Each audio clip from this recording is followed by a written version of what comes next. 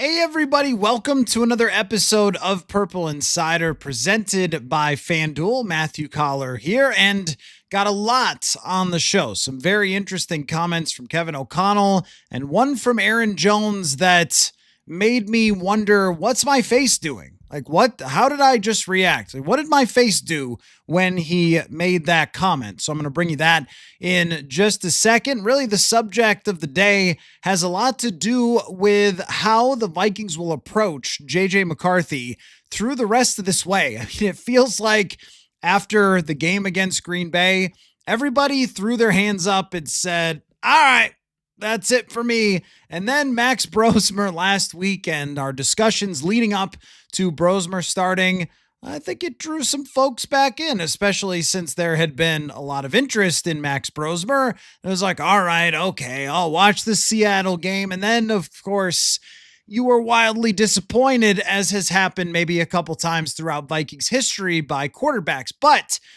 here you are with 5 games to go. When you think about by percentages out of 17 games, and think about JJ McCarthy, who's only started 6, there's like a half a season left for JJ McCarthy if he could stay healthy, and there's a little less than a third of a season left to go, which I feel like the South Park meme of I ain't heard no bell. Well, that's how it is on the show, is that I ain't heard no bell. We'll continue to break all of this down and have a discussion that really starts with the headline of this here podcast, which is about Kevin O'Connell and the adjustments that they have talked about making. Wes Phillips discussed it yesterday. Kevin O'Connell talked about it and how his message now is different to JJ McCarthy than it was. So I want to get into all of that, your questions, thoughts, and comments. And also, let's get into a mock draft. I promised it, and I know I did kind of a more of a joke mock draft the other day, but you know what? This is a real mock draft. And I'm going to dive into that as well. I actually did 3 rounds and 4 draft picks today.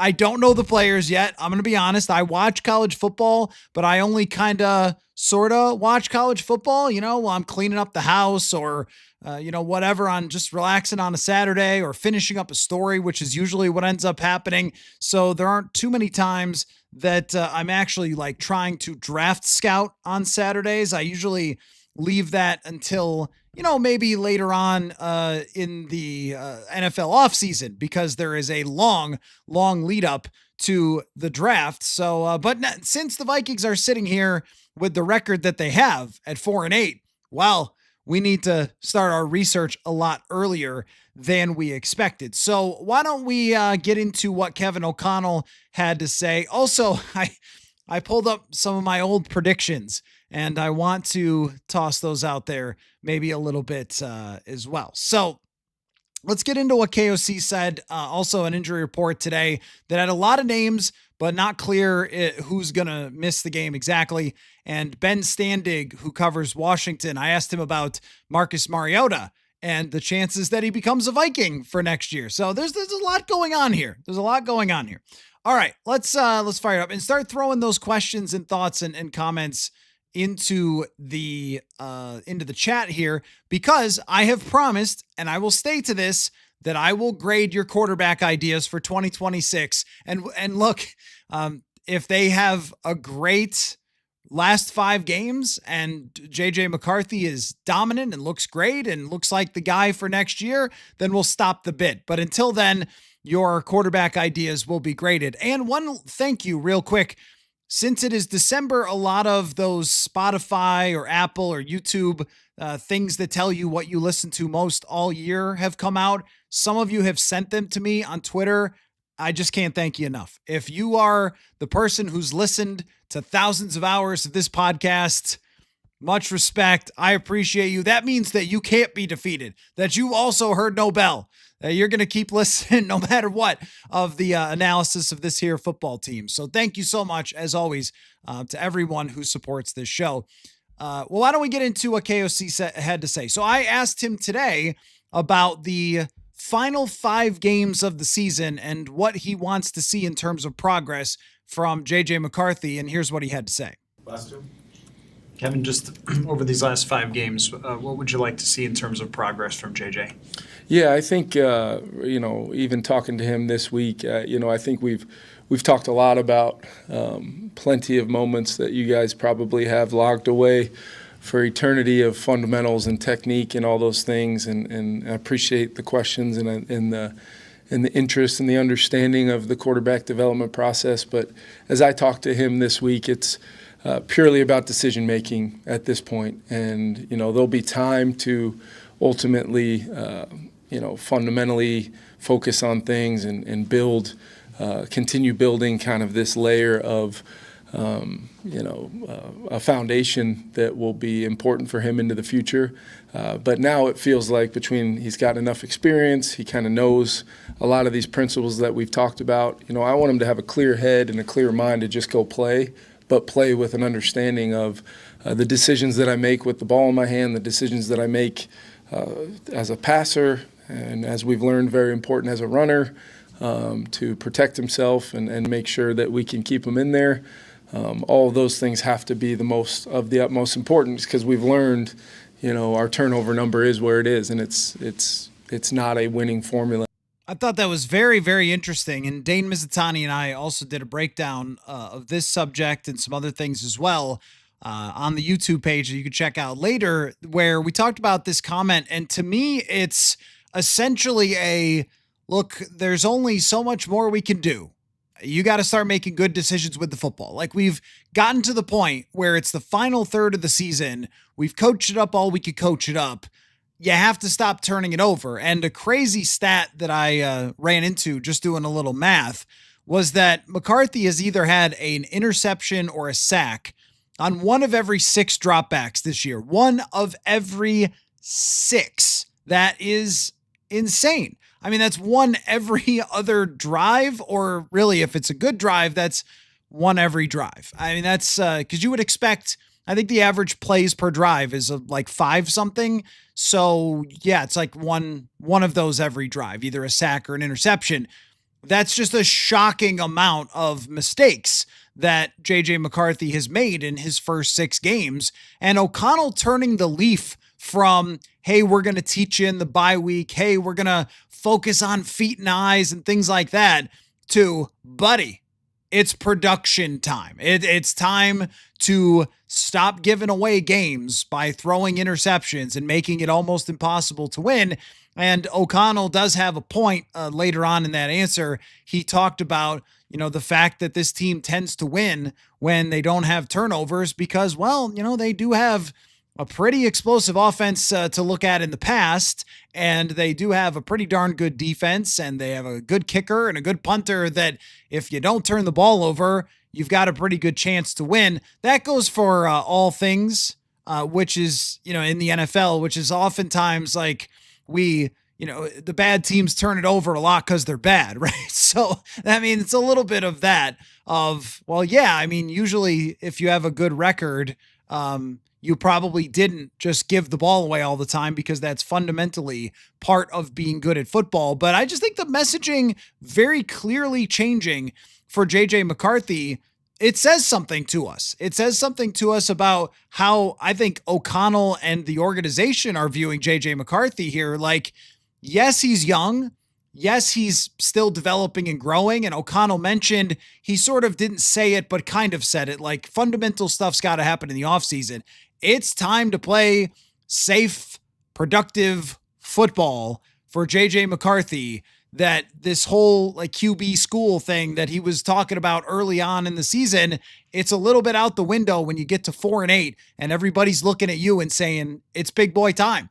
So I think these 5 games really do create, and I talked about how like this team just has a tendency to have things to talk about no matter what, right? But like it does create kind of a 5-game section that we can look at, put up or shut up, for JJ McCarthy. Now, there's a lot of gray area when it comes to put up or shut up, which is, well, what if he has some good games, some bad games? What if he's just okay and they win some because they get 5 turnovers like they did against Cincinnati or whatever? There's a lot on the spectrum of how he can play in the last 5 games. But here's one thing that we know for absolute certain. if JJ McCarthy throws 7 interceptions in the last 5 games, he won't be the quarterback of the Minnesota Vikings next year. Or at very least, he will be competing with somebody who has a better chance to beat him in the competition. If McCarthy throws 1 interception in the last 5 games and 8 touchdowns and gets the offense going, and they finish the season 8-9, or even 7-10 would mean 3 wins in 5 games, and performs pretty well, then there will be progress made, and at very least he's competing in next year's training camp and has made enough progress to keep that discussion of JJ McCarthy interesting. And I think that that's the message there, which is it's time, brother. It's time to take that next step up as being an NFL quarterback. Otherwise, you don't get to play in the NFL if you are giving the ball away, and they can manage a lot of other things. If you are playing a possession type of game, you saw this against the Packers.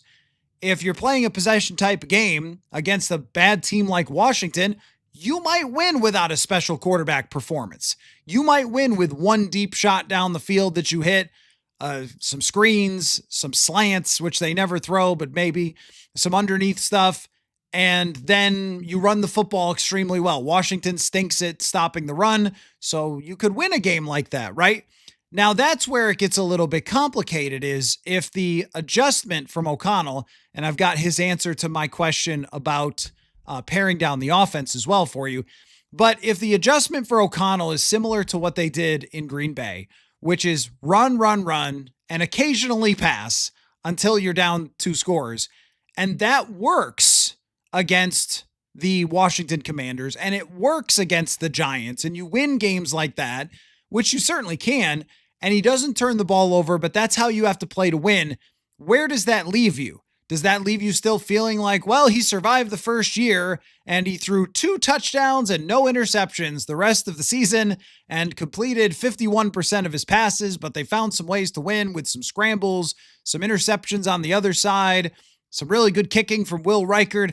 Like, where does that put you? That doesn't put you in a spot where you're convinced about JJ McCarthy. It puts you in a spot where it feels like you salvaged some stuff from the season to not look like a travesty, but all you did is really hurt your draft status by paring down the offense for McCarthy. I will stay with this, that it is a better plan, and I probably mentioned this at some point, to just have everything on the table for McCarthy, sink or swim, throw 40 passes, and if 6 of them are picked off, then at least you know he's going to throw 6 picks, right? But you'd rather find out. That's how I view it, because it's not my win-loss record that goes on Pro Football Reference, it's Kevin O'Connell's. But for the bigger picture, is it better to just find out whether he can, by volume of throwing, improve in these next coming games, or is it better to play it like they did against Chicago and Green Bay, where you're treating it like he is a real, true, like backup level quarterback that you just want to hand off, you just want to keep it simple? And that's what leads us to our next topic, which is about O'Connell and the adjustments that he's been talking about of paring down, simplifying. Was used by Wes Phillips. I don't believe that word was used so much by Kevin O'Connell, but I think he said about the inventory, which just means how many plays do you have on the play sheet. There's a great video, if you want to go watch it, by John Gruden. Even if you don't love John Gruden, it's great insight of how a play sheet is put together. So good. And like, if you look at it, it'll kind of blow your mind a little bit of how much players have to be prepared for on a given week. And it sounds like they want to pare that down for the number of plays. But so I asked O'Connell, was this something that maybe he looked back at his whole process for the whole, going back to the off season of putting in too much, or was this something that's just more of a week-to-week basis? You'll hear my exact question. I don't remember how I said it. And his answer about the inventory that they are going forward with offensively and kind of the adjustments.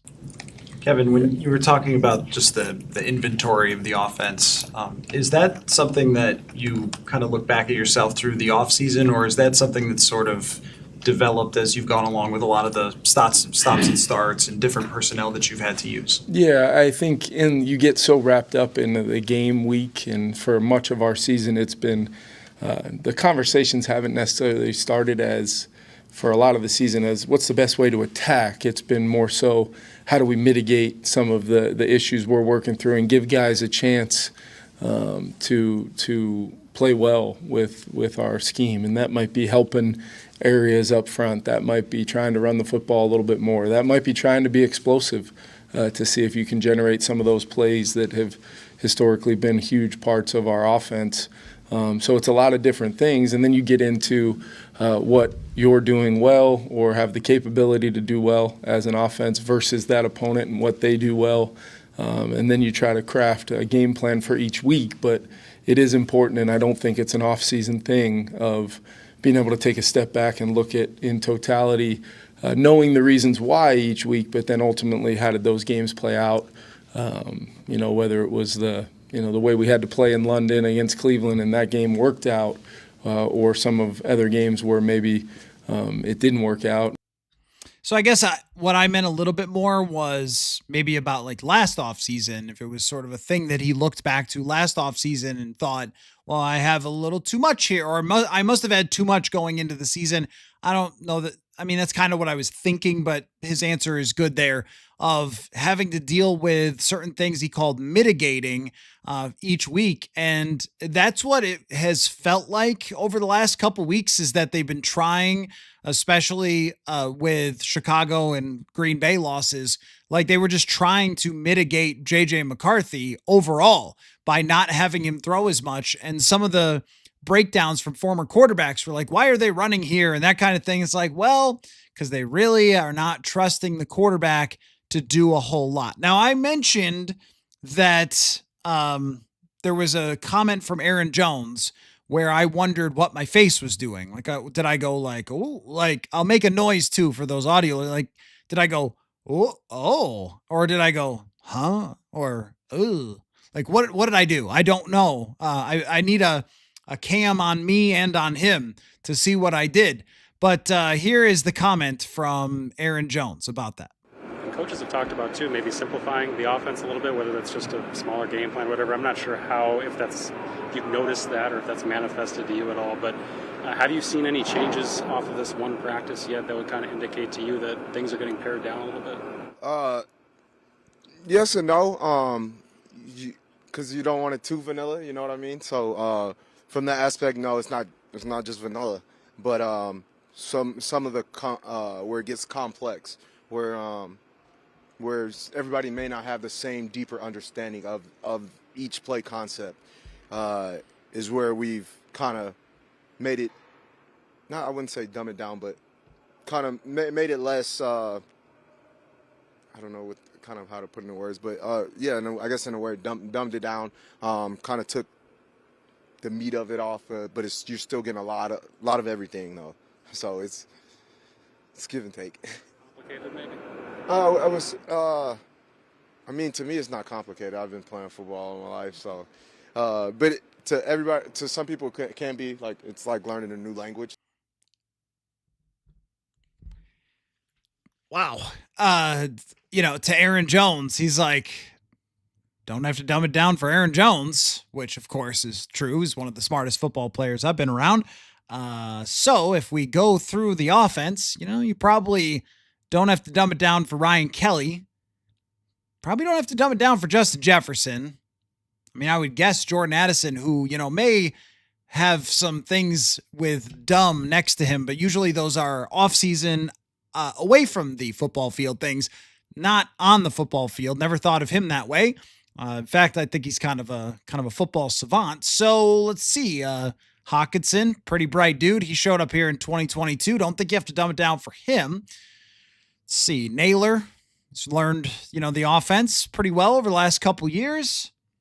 Will Fries is a veteran. He's been around. Who might we be talking about when it comes to taking the meat off of the play and understanding the concept? And, it's like talking a different language. I mean, right? So I don't want to put words in his mouth, but when talking about the offense, didn't exactly seem like Aaron Jones was super pumped about the vanilla-ishness of what is to come here. But I think that with this offense in general, Kevin O'Connell had to do this.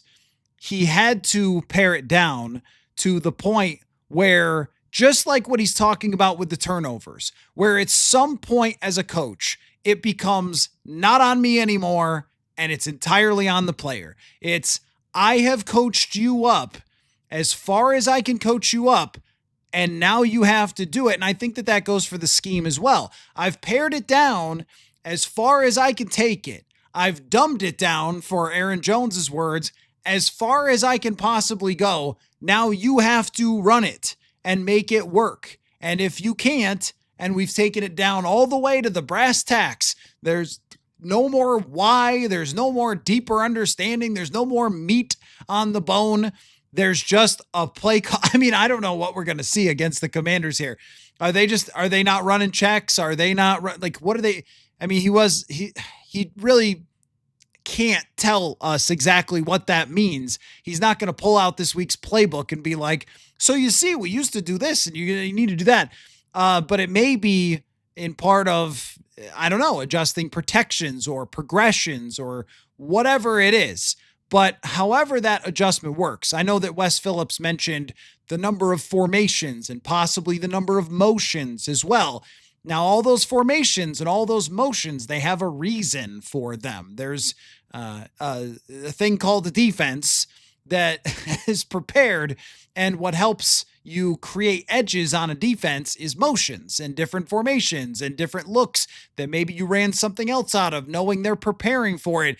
But it sounds like a lot of that's going to be taken out. It's down to brass tacks of the plays, and here are the concepts. Can you run them? And can you throw the football without turning it over? And can you get an explosive play? And can we lean on the run game and just try to win some football games against some absolute garbage teams? It is the bare minimum of what's being asked here. I'm trying to think of like a comparison. I guess it would be like if I had an intern, and all of my interns have been great. So if I had an intern where it was like, all right, turn on your microphone and just talk a little football without falling off your chair. And if you could do that, we could do a podcast. Like, I'm not asking you to break down the analytics. I'm not asking you to break down the X's and O's. Can you read me some football news? Like, that's what it feels like. And then we can do a podcast. Can you get everybody lined up? Can you call a play? Can you run it? Can you throw it without a turnover? And then we can build on that. But Aaron did not seem like he was too excited to talk about the complexity of the offense being taken down. And TJ Hawkinson said something as well. He said, for us, it's like a bad look. It is a bad look when the coaches have to start saying, let's get rid of some of the complex elements or the deeper understandings of how this stuff works. And so the question really is, for you guys, and just to toss it out there, like, is this going to work?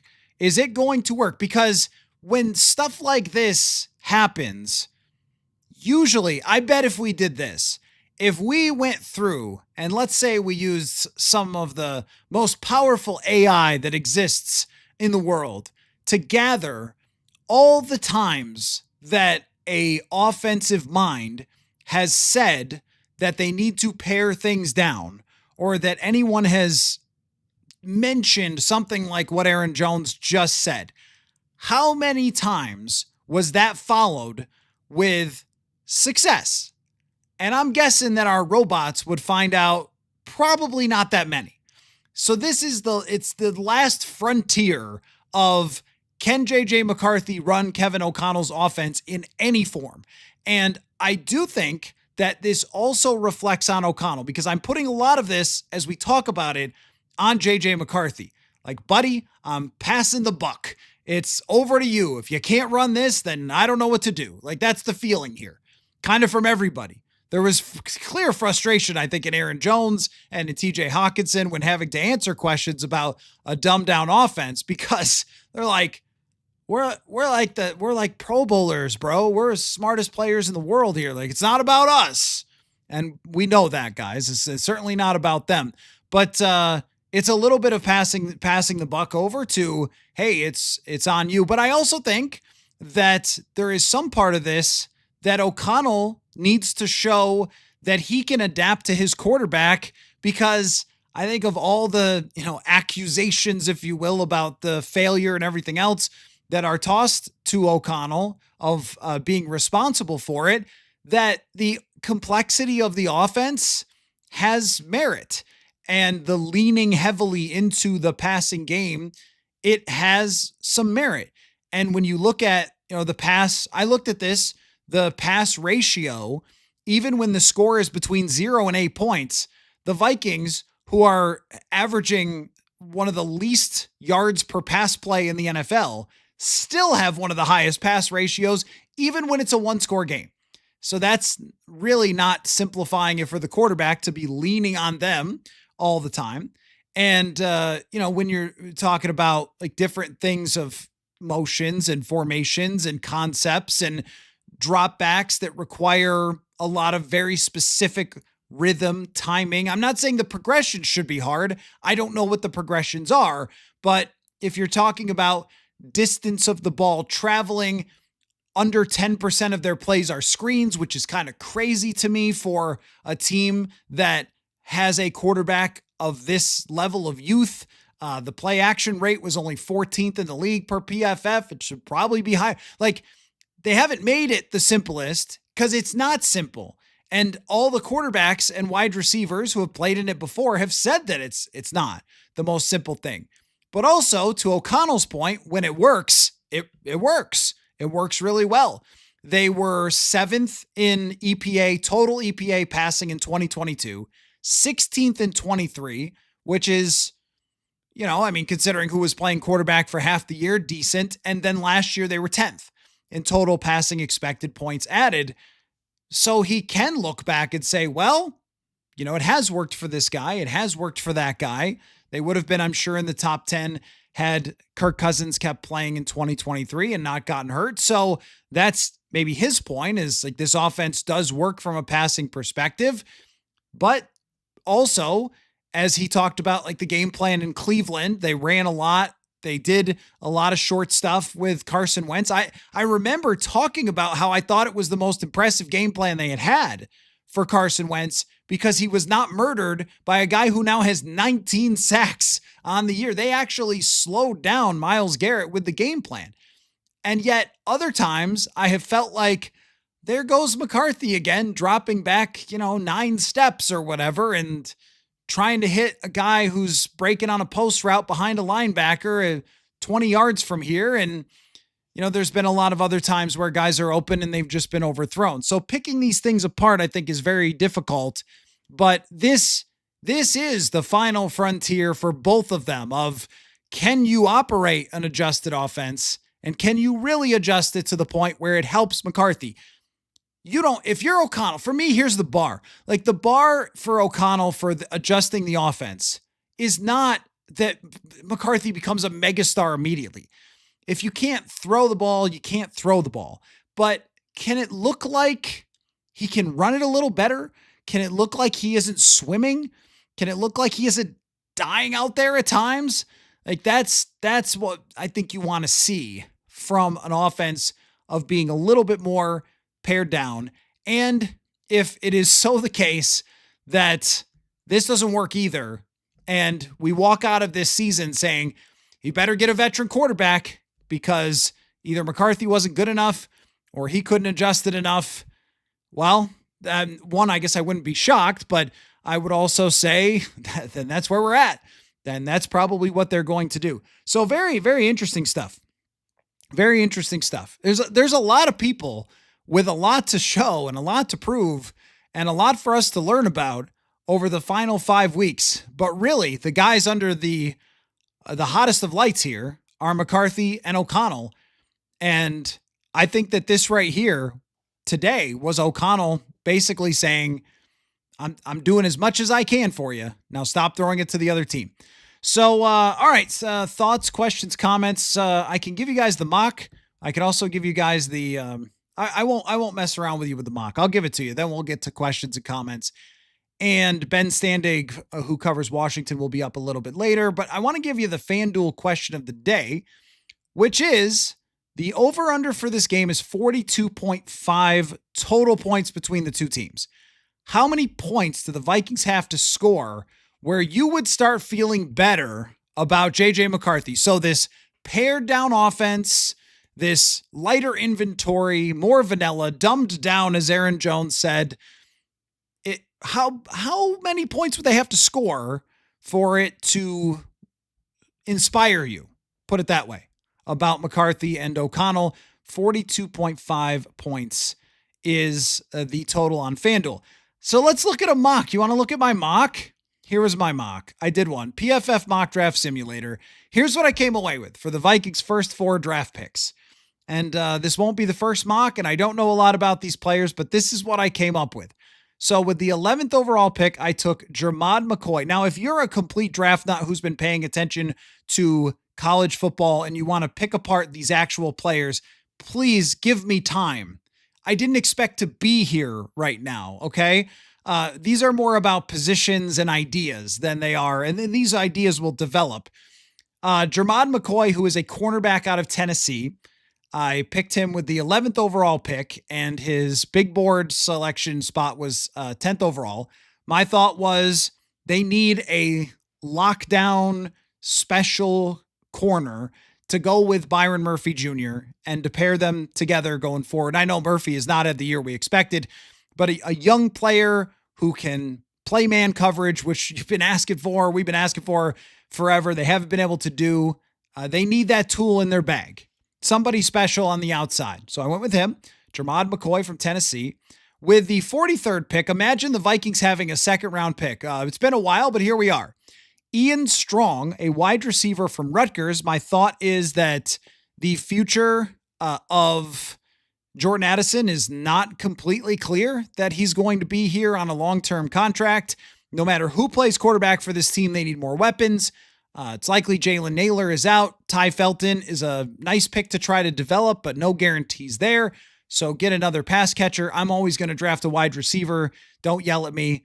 That's part of my philosophy. And a safety in the 3rd round from Toledo, Emmanuel McNeil Warren, selected him instead of a couple of quarterbacks that were there, but I'm not doing that. I'm not doing the Kellen Mond 3rd round pick.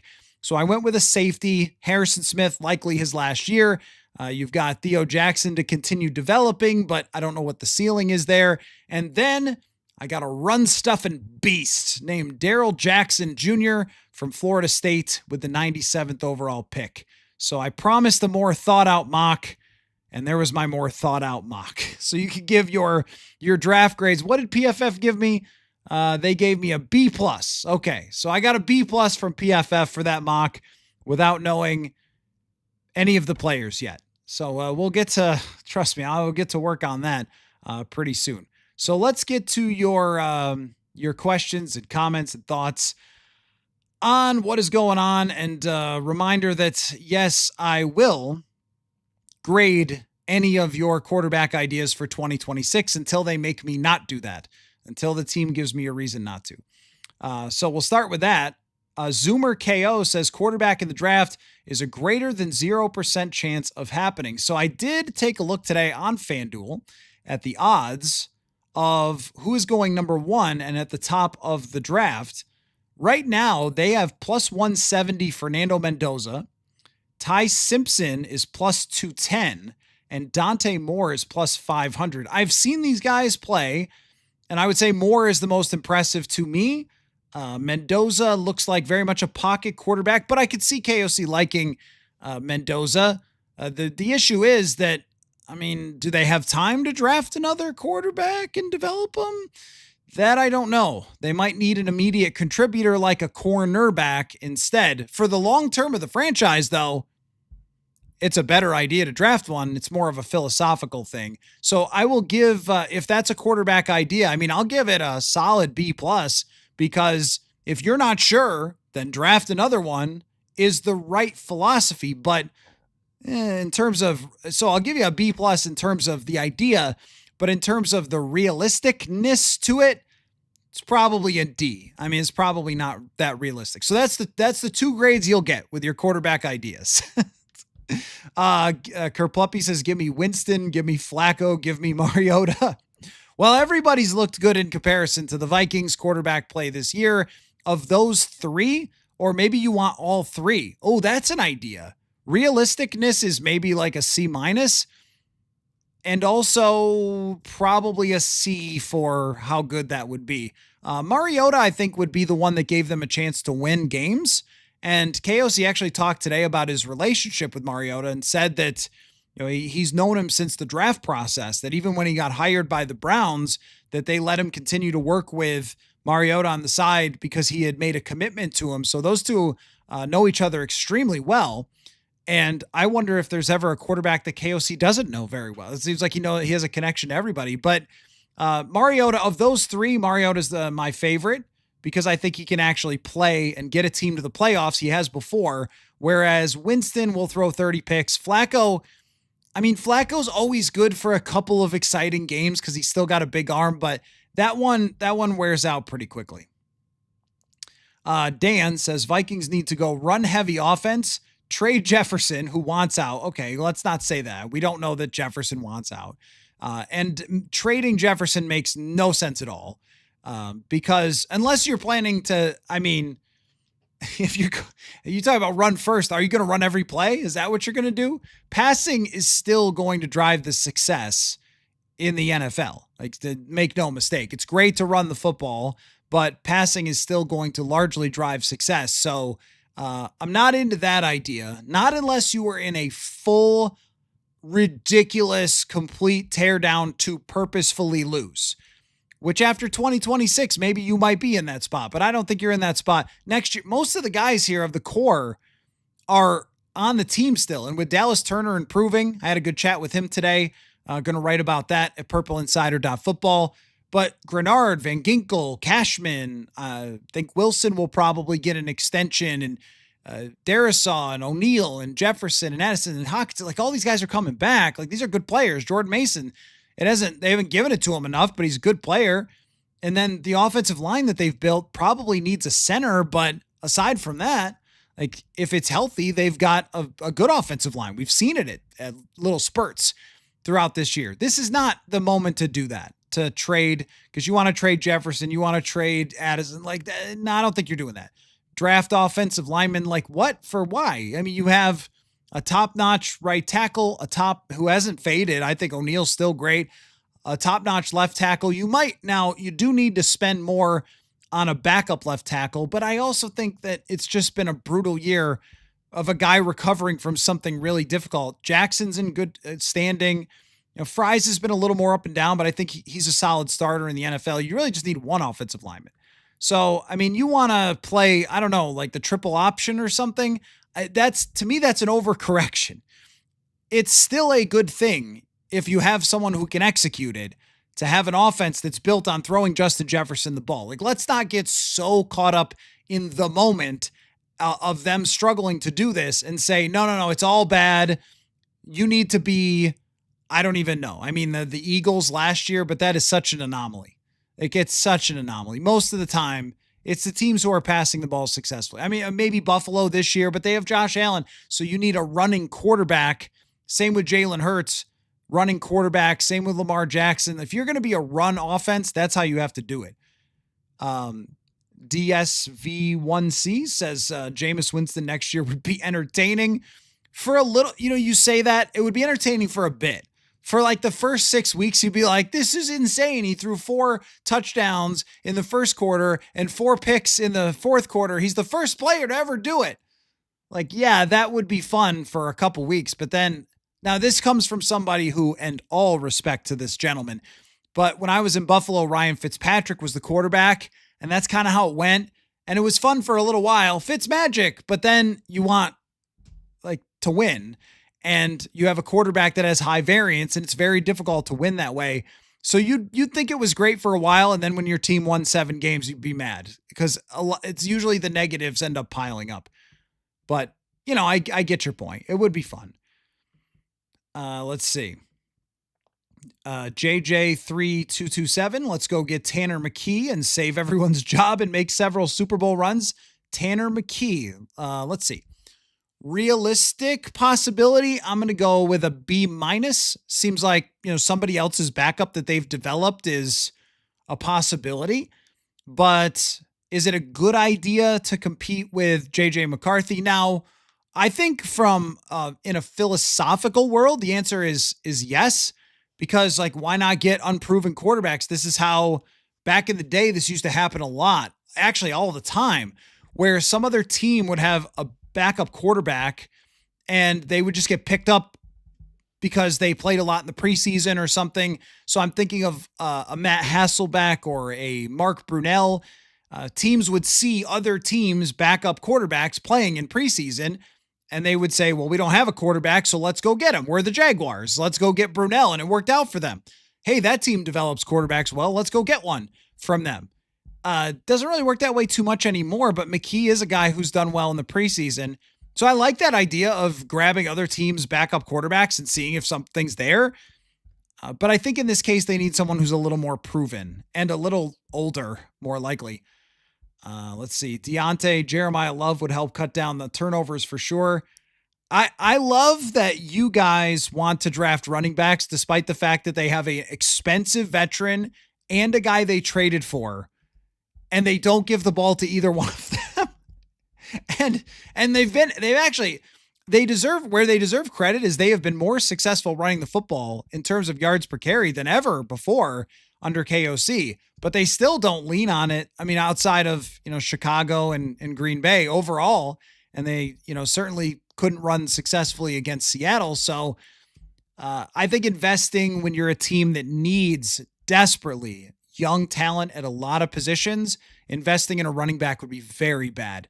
And I look at the Raiders, who I know are a joke and it's not the same as this, but the Raiders, Ashton Genty, oh man, this guy's different. This guy's different. You got to take this guy. How about Bijan Robinson?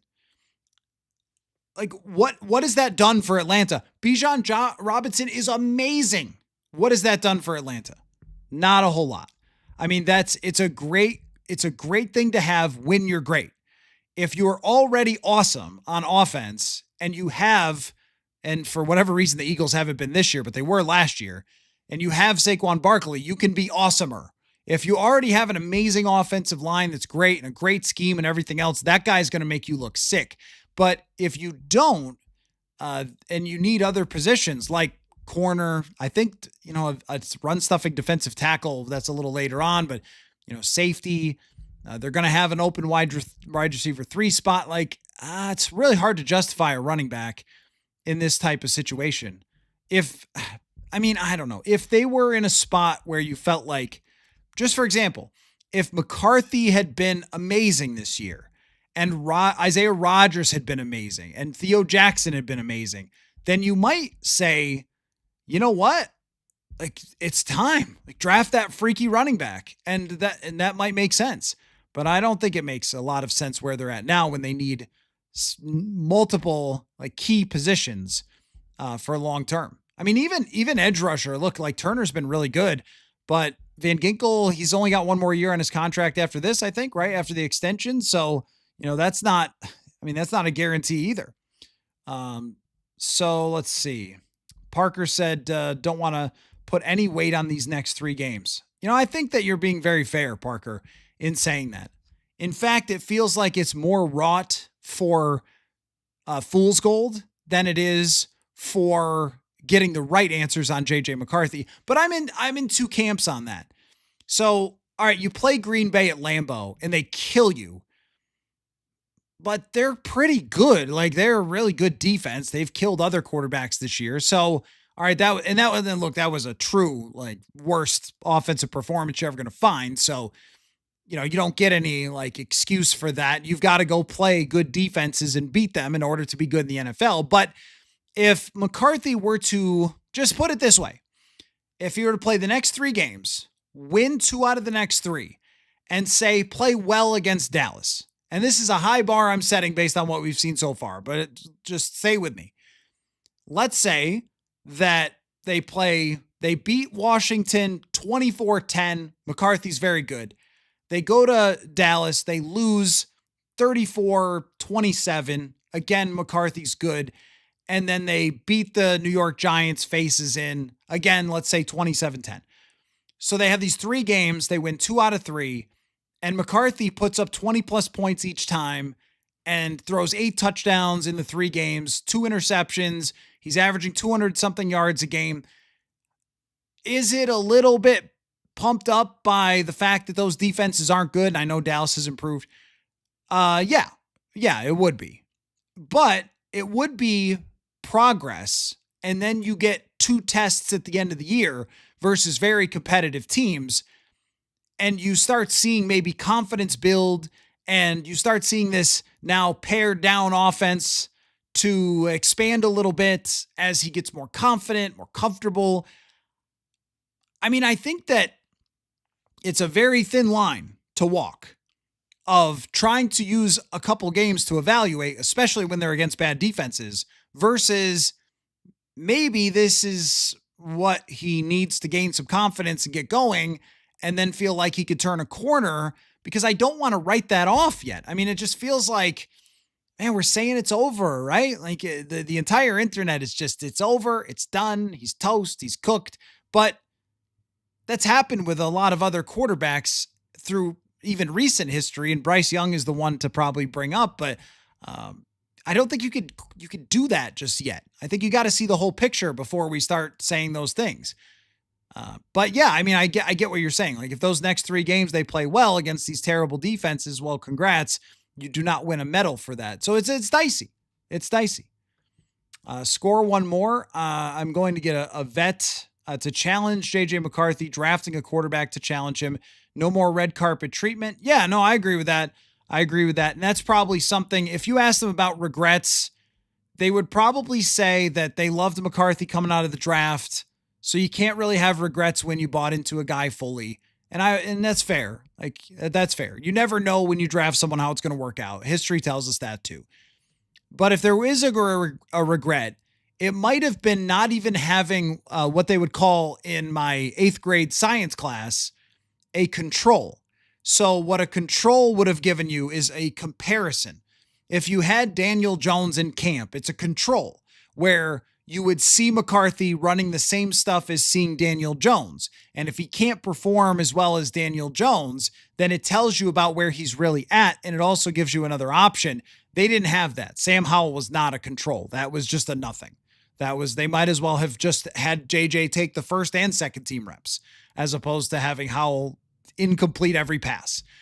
So yeah, it really did go that bad. I feel he's gotten a lot of run on this show this week as talking about going back to that camp, but they didn't even meet that level. And I think even Carson Wentz would have met that level too, because he ran the offense in at least 3 out of the 4 games pretty effectively. Cincinnati was pretty good. Pittsburgh was not. Cleveland was pretty good. And even Philadelphia, get 1 or 2 plays down by the goal line and you probably win that game. So, and then of course the Chargers thing is a disaster, but at least that would have given you, hey, this is what a veteran backup looks like, and you should look better than that. Do you? Or you should look like you've got it, resolved of a lot of the offense. Do you? And that might have helped them out a little bit, I guess. But to your point, what I don't really want to see, and I wouldn't be shocked by, is drafting a quarterback in the 3rd round. It's just, most of the time, it's just a waste. I know, Brock Purdy. We did that last week with Brock Purdy. What a week it was for him, Brock Purdy. It shows you how rare it is with Max Brosmer. And I still think Brosmer can grow and develop. That was a horrible place to start your career. But, I mean, it's super rare that anybody from beyond the 1st round becomes a quality starting quarterback in the NFL. And it's become more and more and more rare because there is no real development time in the NFL anymore. Whereas there used to be with a lot of preseason games, 2-a-day practices, all those things, they just don't exist anymore. So it's 1st rounders. Don't do that. If you wanted to draft one in the 1st round, then, I feel you philosophically. That's not something I could see coming, but yeah, I get you there. Parker says it would be so Vikings to win these next 3 games into a worse draft spot. Yeah, that's true. That is true.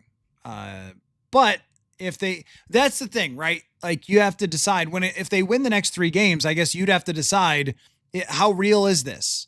Like, is this something that it really tells us where they're at and that a lot of the things that have gone wrong were just sort of a mess up on special teams here or, a one drive there against Pittsburgh that they didn't convert or something? Or is it, hey, these teams can't play defense and sure, you took advantage of that, but is that really what you're looking for going into next year?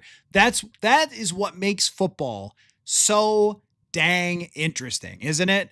Is that we're always dealing with these small, tiny little sample sizes of things. And you have to decide, is this something that I actually build off of? Or is this something that kind of faked me out because it was just a lucky type of thing or circumstance? And even full seasons are that way.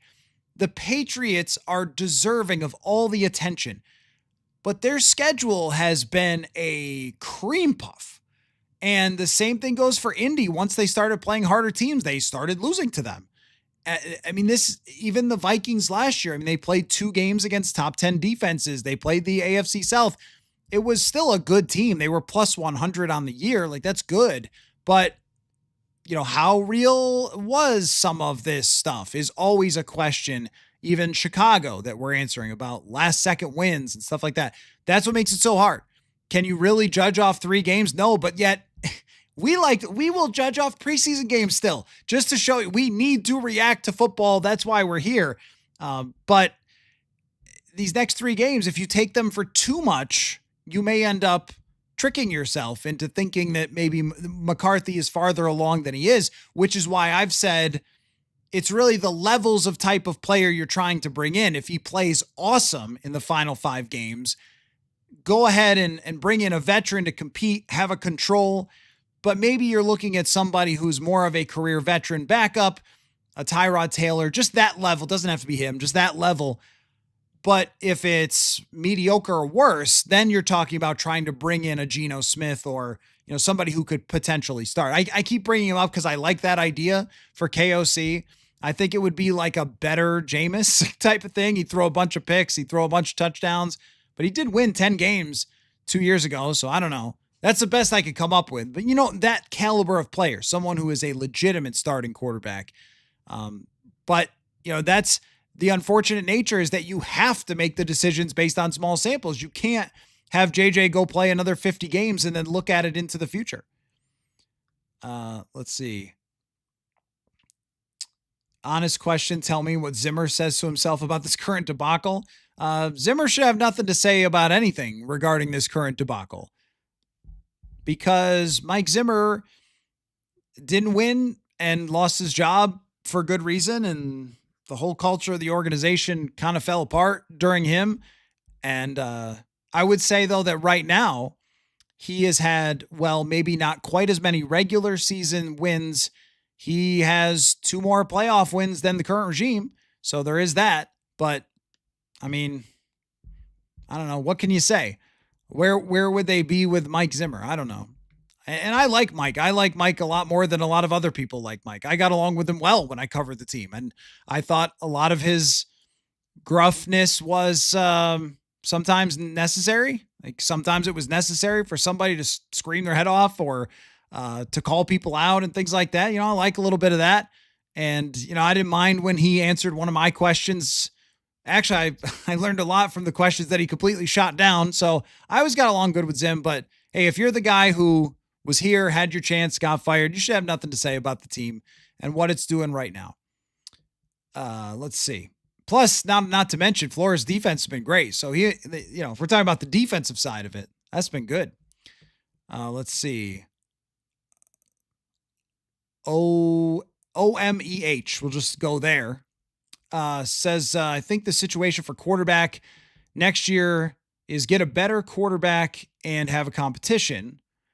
If JJ wins, then JJ wins, and I don't see that happening. I'm not calling him a bust, but I think he's going to be a good backup. Well, that's the thing. We really don't know what he's going to become in the long term. And in a fair world, what you would love to be able to do is play JJ McCarthy for 3 years. And this is where, when Wes Phillips is talking about this yesterday, I fully agree with Wes. Like, it's an unfair world that, what the best thing is for, if you find a good coach, and I've said this before, and I've always thought this, that if you find a really good coach, you should just keep pushing through and not let the outside world or not let the ups and downs maybe influence you too much and the rage of fans and media and stuff like that. Because, a lot of times if you found a good guy, that when you get the right roster, you're going to have a chance. And you shouldn't have take a bad season like this and then just throw everybody out the door. It's just not good management. I don't think riding waves up and down and sort of chasing all the time is a good way to do anything. But it's also not a realistic thing where you can just have JJ McCarthy play for 3 seasons and at the end you can look around and really know what you've got in JJ McCarthy. We just don't have that much time. Justin Jefferson and Christian Darrisaw, like these guys' primes are right now. They're built for right now. They're built for next year. They're built maybe for 2027, but I really don't see it that way. I look at really 2026. And so you can't really do that.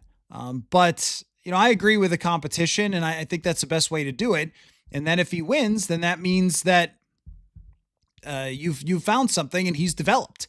And we also need to leave the door open for that potential as well. I think there's way too many people who have just decided it's completely over. That doesn't make a lot of sense for me. Let's see. But, look, I think it's going to come down to next camp. FanDuel question of the day, just a quick reminder, over under for this game, 42.5 points. How many points would help you start to feel a little more confident about where this could go in the final 5 games? Not saying they're going to win all of them, and they probably wouldn't make the playoffs even if they did, but just like, can they bring you back in? How many points would it take? And I can imagine there might be some snarky answers to that, but let's see. Derek says if he only plays slightly better the next 5 games, is it safe to label him a bust? That's why I'm saying it's not safe to label him a bust, but it's safe to say, all right, they need to have somebody who could start 17 games for them in training camp with him. If he's just mediocre over the next 5 games, then yeah, just look, bring in, that's why I mentioned, I'm just going to keep saying Geno Smith because he's, what I mean when I say that, someone who's a clear-cut starter in the NFL. When we talk about a Jameis, that's a backup in the NFL who can start if you are totally desperate. So you can see kind of the levels of that. And then there's guys like Carson Wentz that are just backups and that's it. So, maybe you're looking at those options based on what you see in the final 5 games, but under your option, it's clear cut. Go find it. You have to go find a starter.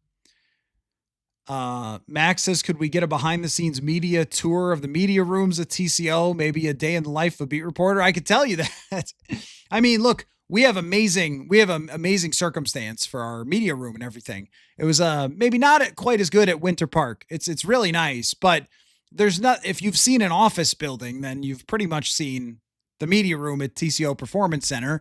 And we've got some nice rooms to do podcasts in that were kind of built for us when they built the new thing. That's really nice. But there's carpet and there's a sink and there's a refrigerator. Like it's not, it's what we need. I got a little cubicle. That's about it. A day in the life is a lot of standing around. That's what that is. It's do something and then wait, sit at your laptop, make snarky comments and then go up and do something else. But maybe I've never tried the vlog life. I've never tried it, but really that's probably the part of the job that, people don't see because you see our interviews and everything else. It's like these things are kind of spread out.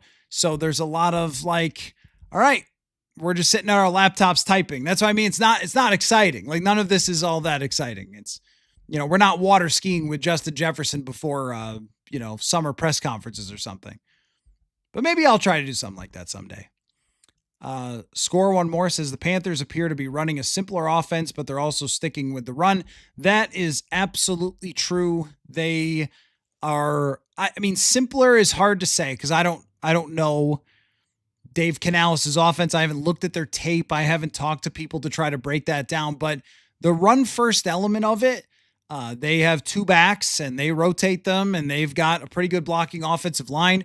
One of their biggest plays last week was a really well-designed screen that hit for, I think it was a touchdown.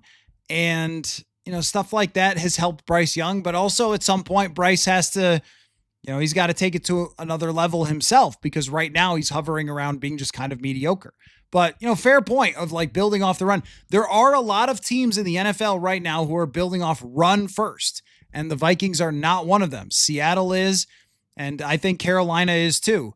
It does get hard, and you can argue this, to do that when you're kind of losing right from the outset. But there have been plenty of games where the game has still been close, and they haven't really been that. So I think if you are talking about simplifying, becoming truly run first is one of the things you have to do, and this would be a week to do it.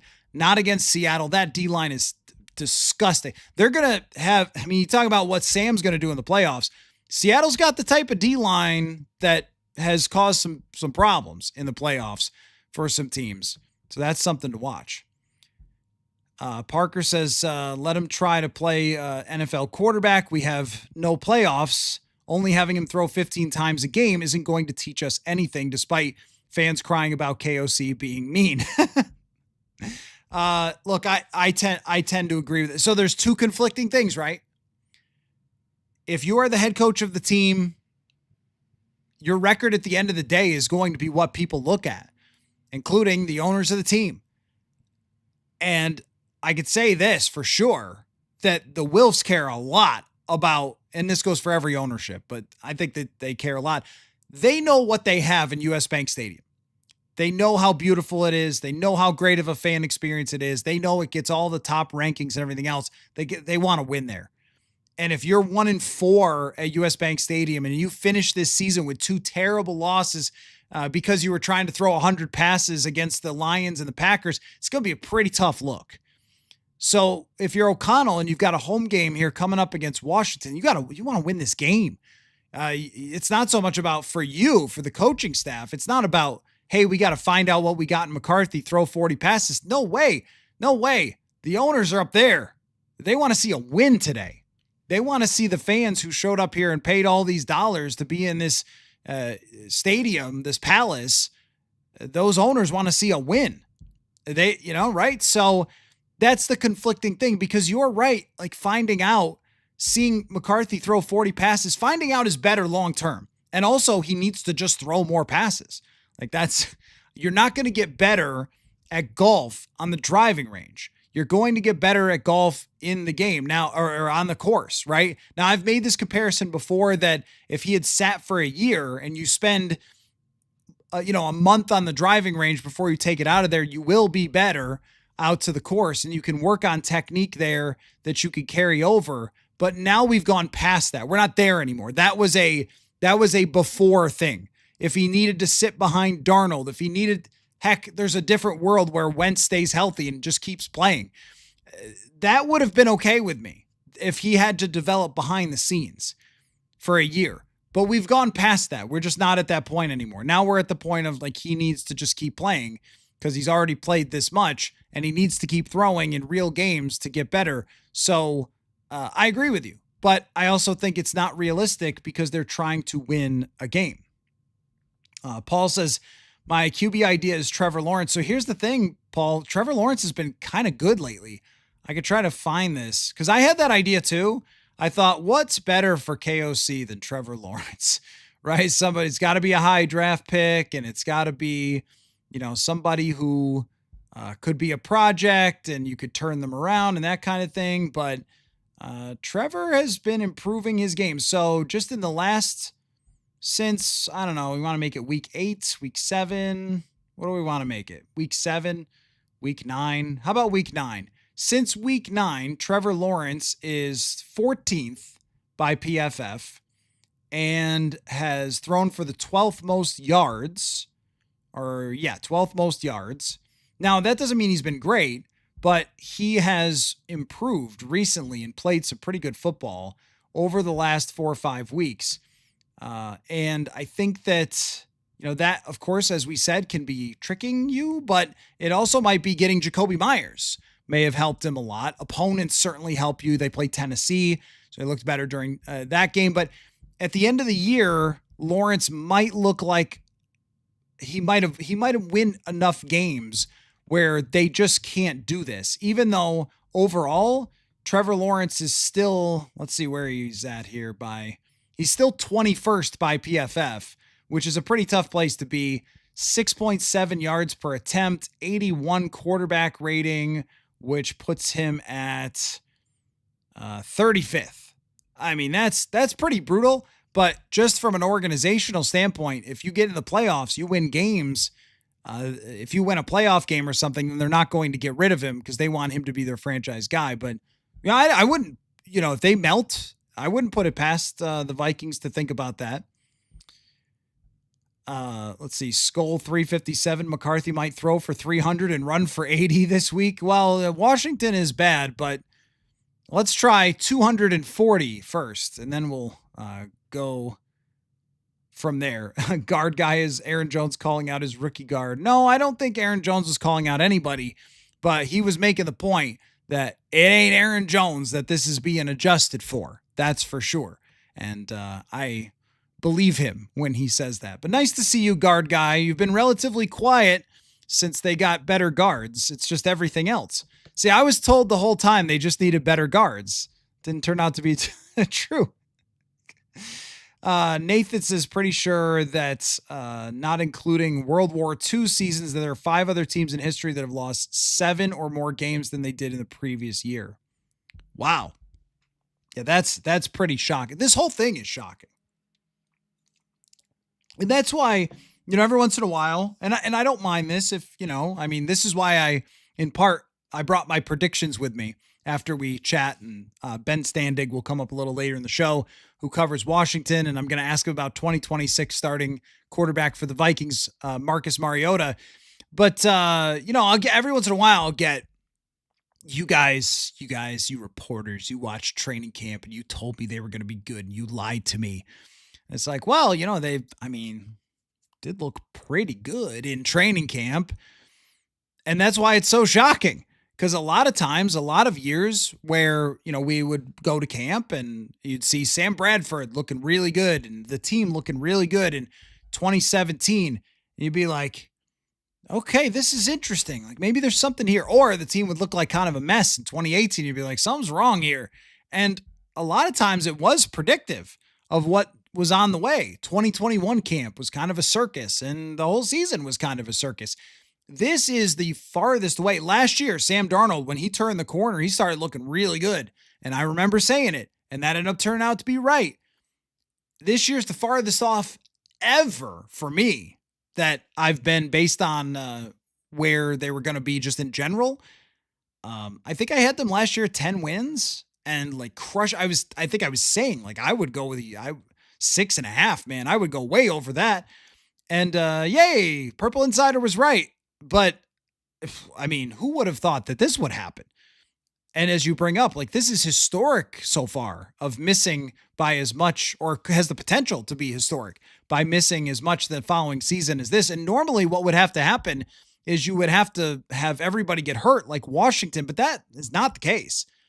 That's what's crazy about losing these last 2 games the way they did is they've had a full team, not these 2 games, these 4 games. I didn't think they would lose these 4 games. I thought they could beat Baltimore. I thought they could beat Chicago because they've had a pretty much full team. Yeah, okay, they're missing a couple linemen, and that's always brutal for you, and that stinks. But they've had a lot of their starting players, and it is crazy in the second half of the season. It's crazy that they are where they are. So yeah, that's a good factoid. I appreciate that. Because, I feel like I'm taking crazy pills sometimes with like, yeah, I keep thinking that they should win this next game and then they don't. I'm like, okay, I didn't think that last week, but you cannot predict ball. I'll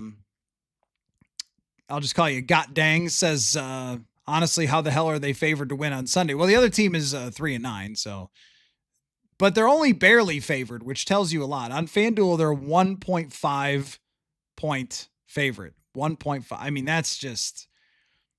That's not really being much of a favorite. At home, actually, it's like being an underdog. I don't know if teams still, or if, it used to be the 3-point rule was kind of the automatic. And I think that's changed a little bit. So maybe it's 1.5 points. Okay, let me go back to your comments here. Let's see. Yeah, Matt, with the quote from Aaron Jones, it makes sense to me because I've been playing football all my life. Yeah. I mean, a lot of them have been playing football all their lives, but Aaron Jones is older than them. So he's been playing National Football League football since 2017. Also, Aaron, I mean, this guy's really bright. But yeah, like, look, at this point in the season, I think this is really indicative of what this is about. At this point in the season, absolutely nobody should need the offense pared down. Absolutely nobody should need it dumbed down or the meat taken off of it. We are in week freaking 14. How would you not know? How would you not understand the deeper concepts? I mean, that right there is, and Aaron is a very, he's a very honest guy. He's a very straightforward guy, but there was a bit of him that was like, hey now, Aaron Jones didn't ask for this, Like, let's be clear. Aaron Jones didn't need this, pared down. And I appreciate his approach to that answer because he's like, I'm not the one that needed this. And the fact that there is the need for this is telling in itself. So the main question for tonight is, can these adjustments help JJ McCarthy? I think that they can. I think they can help them have a chance to win against these next three teams. But I mean, that it's quite a red flag when the veteran players are kind of saying, this is what we need to do in week 14 to pare down the offense, and also indicating that they don't think that like they're the problem. He said some people, it's a different language. It's like, okay. So I thought that was quite telling.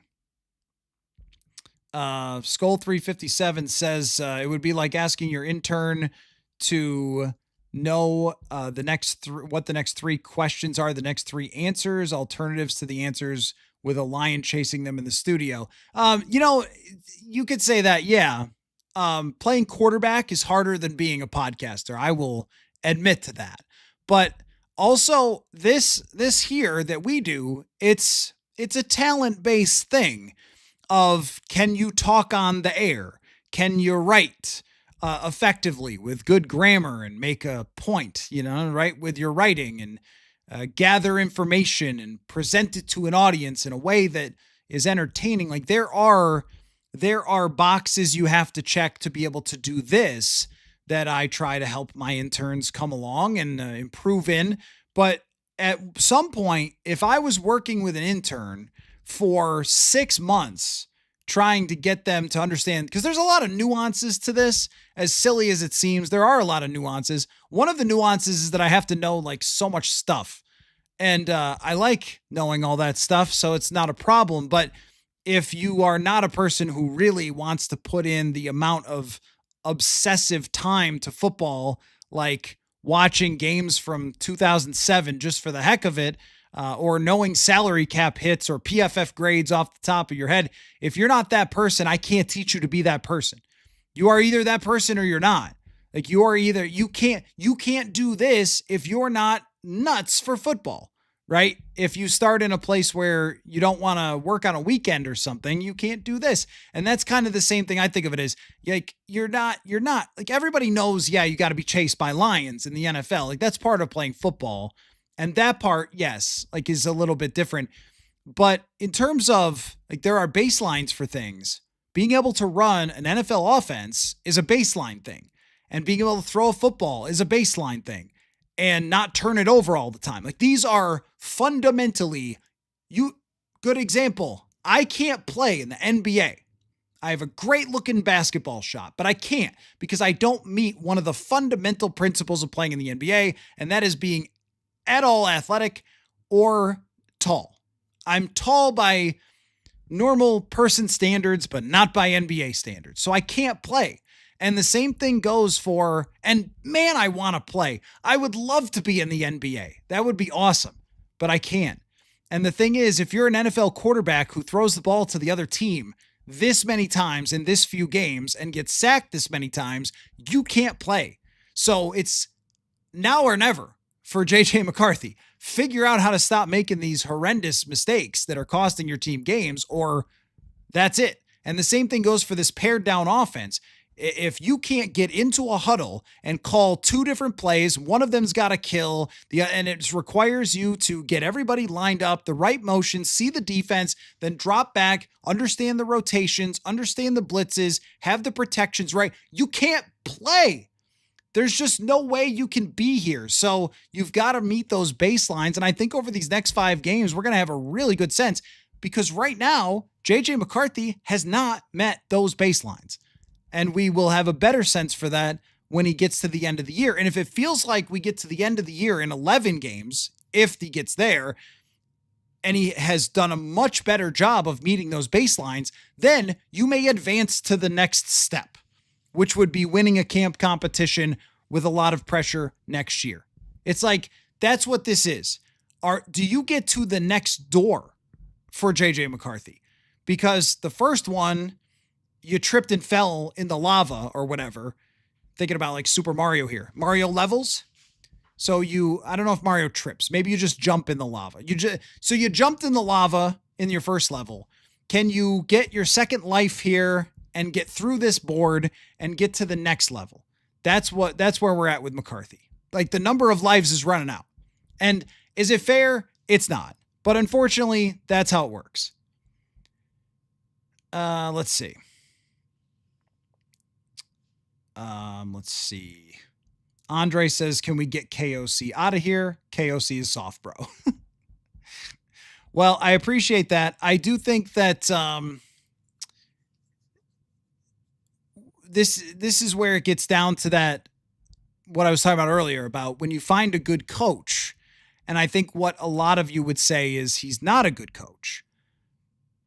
And I think that that's a hard thing to pick apart in the NFL, is separating what you've had, what circumstances have played out, and what you've done schematically and what we can use for evidence. It's probably the hardest thing that there is trying to figure out, is someone a good coach? So what we know about Kevin O'Connell is that veteran players buy into the way that he handles a locker room, the way he handles his leadership and empowers his leaders, which is a good place to begin, because as we were talking about the previous head coach, can't say that was always the case. It was often dramatic, contentious, tension, frustration. That hasn't been the case. Through ups and downs, that hasn't been the case. And then you ask, well, what does that coach do from a schematic perspective? Because now the game is so much. It's so much. You can't just line up and play. It's not like, oh, we just set our scheme and then you set your scheme and we see who wins. It's like the game planning element. It's a data game too. It's of game planning. And that's a big part of my book, of how the NFL became a data game of in game planning. And it's also being able to look at what you have for skill players and maximize them with the way that you call for your schemes. The problem is with trying to use this year is there's 2 separate issues. If JJ McCarthy just can't play, then there's not much you could do. Kevin Stefanski has terrible quarterback play. Here we saw Kevin Stefanski, same guy as the offensive coordinator, have Kirk Cousins have his best season.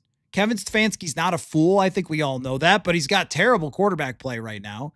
That happens because he's got bad quarterbacks. So when you have bad quarterbacks, there's not much you could do. But I think we need to also separate that with just the, hey, he has bad quarterbacks too. This was also the guy he picked. So the pressure is ramped up on him because so much of him being here was, you're the quarterback guy. You're supposed to maximize the quarterbacks. And if this is maximizing the quarterback, well, man, whoa, then what would it be like without him, I guess? But I don't think that argument could be made. But you look to the past and you go, well, quarterbacks have played well with Kevin O'Connell, and teams have overachieved. Multiple teams have overachieved. So what are we supposed to make of it? And the answer is that there's some bottom line stuff like a record and wins and losses and playoffs that there has been not enough accomplished in some of those areas. But does that mean that it can't, is really the question that you're asking. And I think under the right circumstances that it can, but is it going to be of the level that you feel like you go into playoff games with a distinct advantage.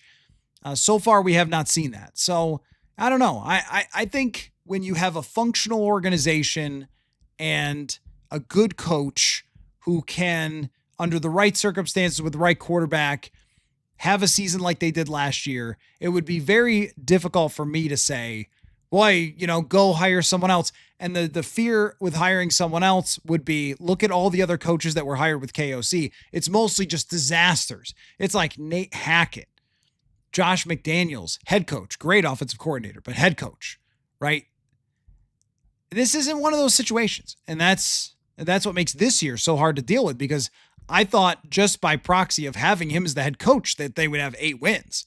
And now they need a Herculean effort to get there. So let's see. Friends of Taz says it's unbelievable how this franchise has wasted the play of the defense this season, the play of the roster with no serious plan at quarterback. Whoever decided to let Sam walk for this needs not to be deciding. I guess you mean on the next quarterback. Well, that's more of the discussion, we had from last week of there was real belief that they could coach him up, and they were wrong. And there's no question about it now at this point. When you're talking about paring down an offense, they never had to talk about that too much with Sam Darnold. If anything, he was trying to do a little too much, and it was like, Sam, remember, just run the offense, and then he did and won all those games. So yeah, look, these are the decisions that define regimes, is when you do something like that. And as of right now, that's what this will be defined by. This regime, as of right now, the way that it's gone this season, it's being defined by you're the team that got rid of the quarterback who played really well and won you 14 games for the quarterback you took in the first round that has not worked out. And usually if you're defined that way, things don't turn out great for you. But I would also point to other organizations who have made a mistake in the draft and then turned it around. But the turnaround has to come quickly. And that's like San Francisco. The turnaround from drafting Trey Lance came quickly. And the same thing would have to happen here to reinstate, I think, trust. But I will say, no matter how smart the mind, I could show you 100 examples, no matter how smart the mind of the person making the decision, everybody's made mistakes with quarterbacks or missed, including Kyle Shanahan, who is brilliant as an offensive mind and is a quarterback enhancer rather than whisperer, enhancer. Matt Ryan's an MVP with Kyle Shanahan. Jimmy Garoppolo's in the Super Bowl with Kyle Shanahan. He couldn't make Trey Lance work. Nobody's made of magic. Going back to that FanDuel question of the day, which was the over-under for points is 42.5 for this game. How many points would the Vikings have to score to get you kind of excited about where this thing could go, considering it's so down now? Deontay with a good answer is 35-42. Celine says 41. Zoomer KO needs 30 plus. I think 30 plus is probably the right answer without having it be Isaiah Rodgers returning 2 touchdowns. That the offense did it. And they might this week. Skull 357. Why does McCarthy look like his body doesn't know how to throw a ball?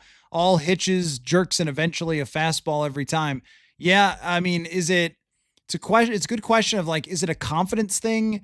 Is it a overthinking? Which, some people brought up with that KOC quote of maybe he just thought it's time to stop telling him too much stuff and just let him play because he's overthinking. That could be part of it. And that could be why it might look that way. Let's see. Javier says, this is so sad. I love mocks. I love the draft and everything. But man, if Kwesi Adofo-Mensah comes back, I don't know how you can bring someone back that has 0% vote of confidence from the fans. To me, he has been the whipping boy of a lot of fans. I certainly understand that. And I know for sure every time that I lay out a bunch of different things about this roster, how it was built, how it's set up right now, how the draft, even right now with Dallas Turner improving, looks like 3 out of the 4 first-round picks are at least going to be starters, if not well above average starters, which compared to where the percentages is actually better than what you would expect from where they drafted. And I'm not saying that for all picks, and I'm not saying they're good at drafting. I'm just saying that Addison, Turner, Jackson, and let's put McCarthy in a different pool there of the quarterback. And then, the roster build and how they spent the money, and the fact that, like, look at what the defense did last week. The defense wreaked havoc on Sam Darnold. I mean, they were great. Hargraves improved a lot. I think, Murphy's had a tough year, and you find Eric Wilson, who's been a star for them. Turner's playing so much better. Grenard is a great player still, needs to finish some sacks, but he's a great player, and Van Ginkel and all this stuff. What more can you do there from your roster build? I know that this sounds silly, but they have a really good kicker that they drafted that now matters a lot because teams kick all the time. The amount of field goals is skyrocketing, and you've got a beast that you landed. They improved the backfield with Jordan Mason. They don't give him the ball, and then they're losing all the time. The injuries to the offensive line have really hurt them, but, you extended Darisaw to what looked like one of the best contracts in football. You draft Jackson, who's played really well. It's a one position type of thing.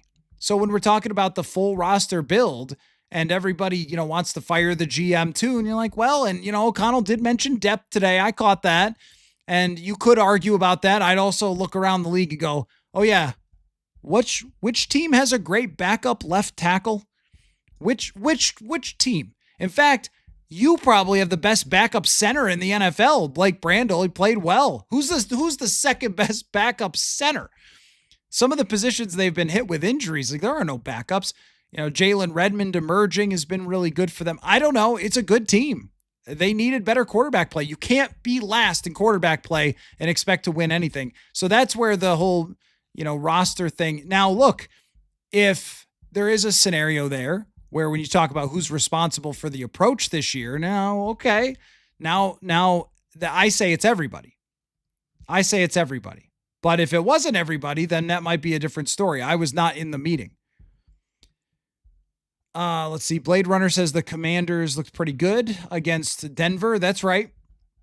They did. And I am curious to see about them. Their injury report was not great for them, but they have gotten some guys back, I guess. And they're going to compete. They have Dan Quinn as their coach. They're going to compete. They're not going to roll over. They're just a team that's not very good on defense. Zoomer KO says Mac Jones looks like the best option. Anthony Richardson intrigues me.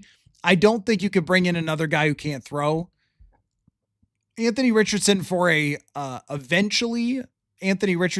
Sam Darnold arc might work, but he needs a lot of work. And him getting hurt, not even playing this year, I don't know what happened exactly. Some unfortunate incident.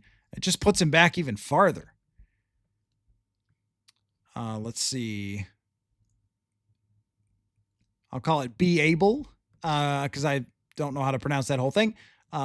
Jets is not happy and may request a trade if 2026 is like this. Yeah, I think he will. I think if 2026 is like this, then he probably will. And his contract sets up for that. But that's not a this year discussion. I've seen that everywhere this week. That's not a this year discussion for me. Friends of Taz, the team returning from last season was pretty good. And the person who decided to let Sam walk has just wasted everything they've achieved and had potential to accomplish. I do think with Sam Darnold, this is a winning team right now. And he would have come back with full knowledge of the offense, and the defense, I think, was improved in some areas. There were some injuries there, but there's a lot of games. You can't say which ones for sure, because Darnold he is prone to those, meltdown type of games. But my thing is that it's not just, hey, they should have just gone with Darnold.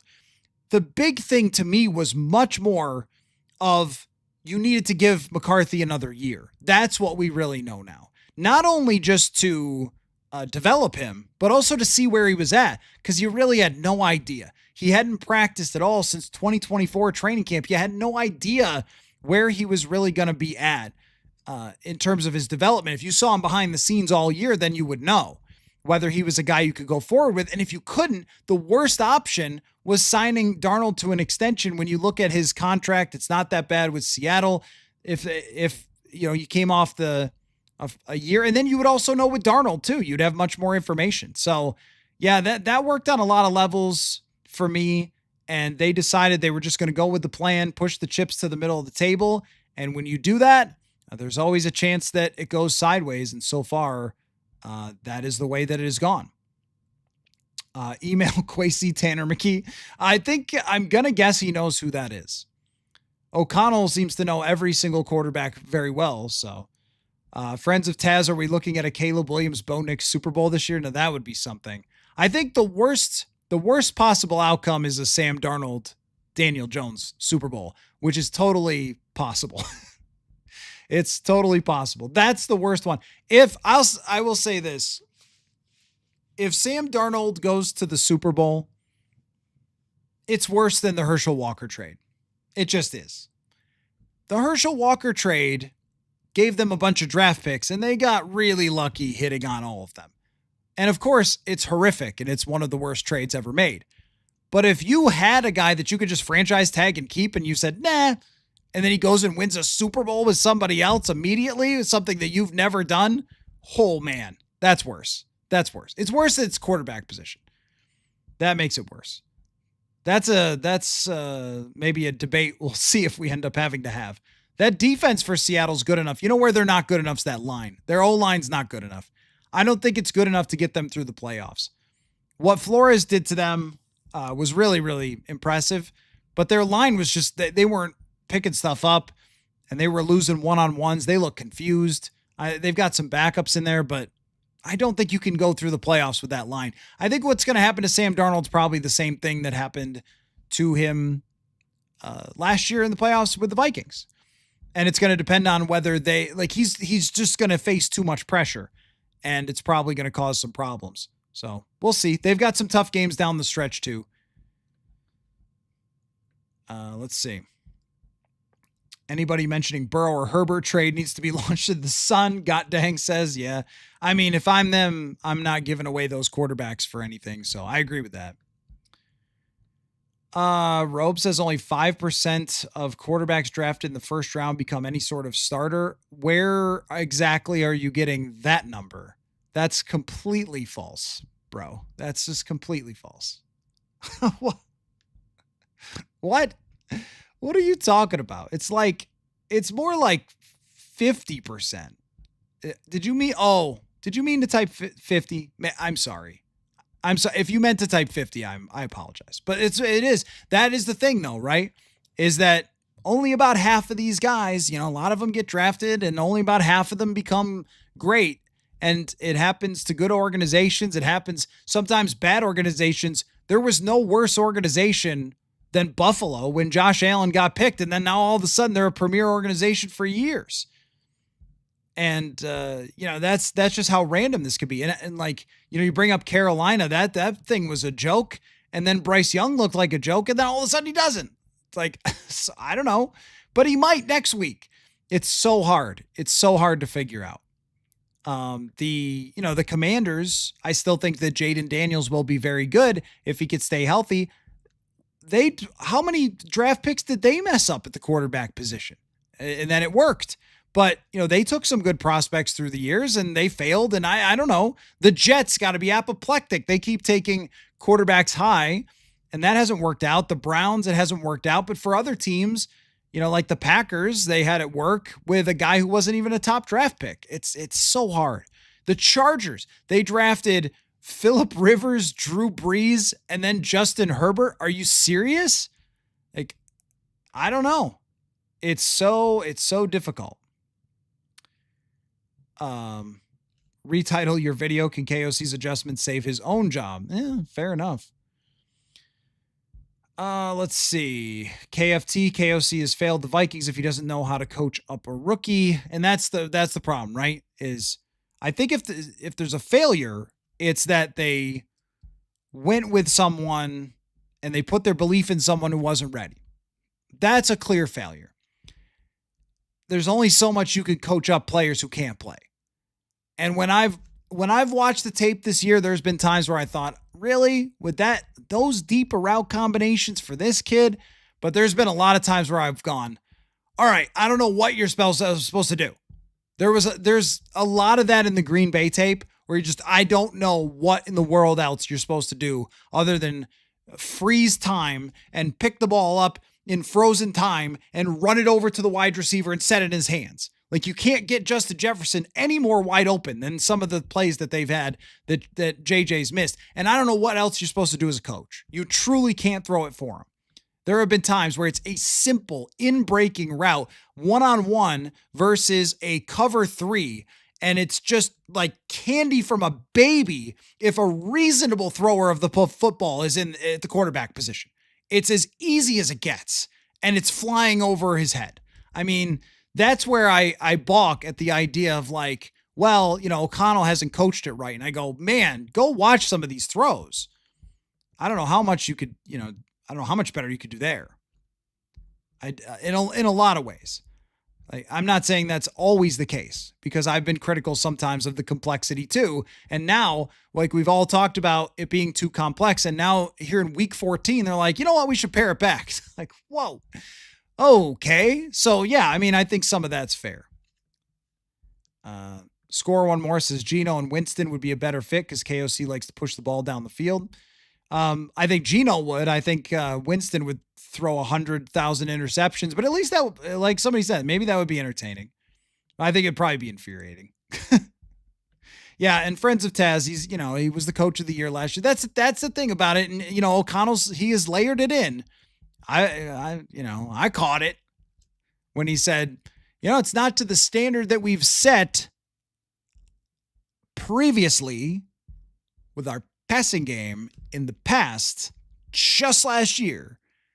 Like, he didn't forget how to do it. And I think that's kind of the point, is he didn't forget how to set up a passing game or beat an opposing defense.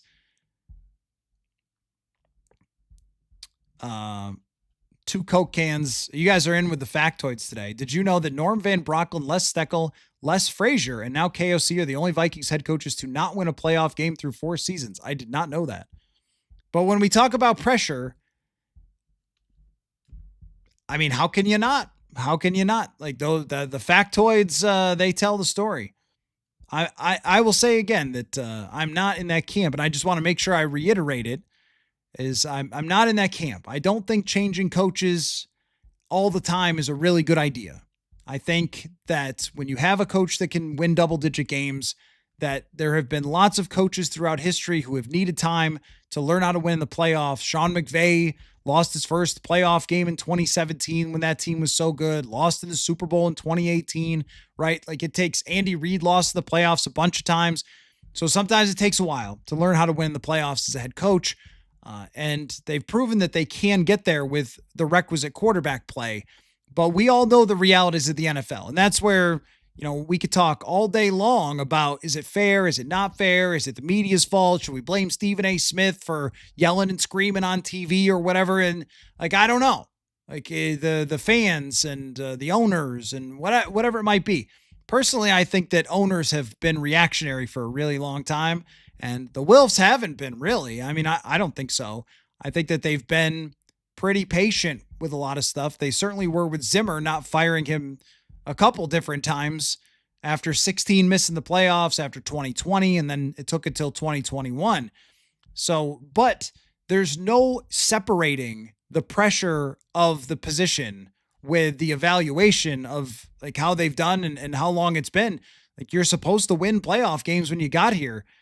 The last playoff win is in 2019. My goodness. What? I didn't even have this. Purple Insider didn't exist the last time they won the playoffs. That's crazy. I've been doing this for 5 years. It's crazy. So yeah, like that pressure is on now after this. Absolutely. KFT says KOC wants to run his system a certain way, and rookies have to play a lot before they can process information fast. Yeah, well, I mean, one thing I want to push back, though, is calling JJ McCarthy a rookie. He is not. He is not a rookie.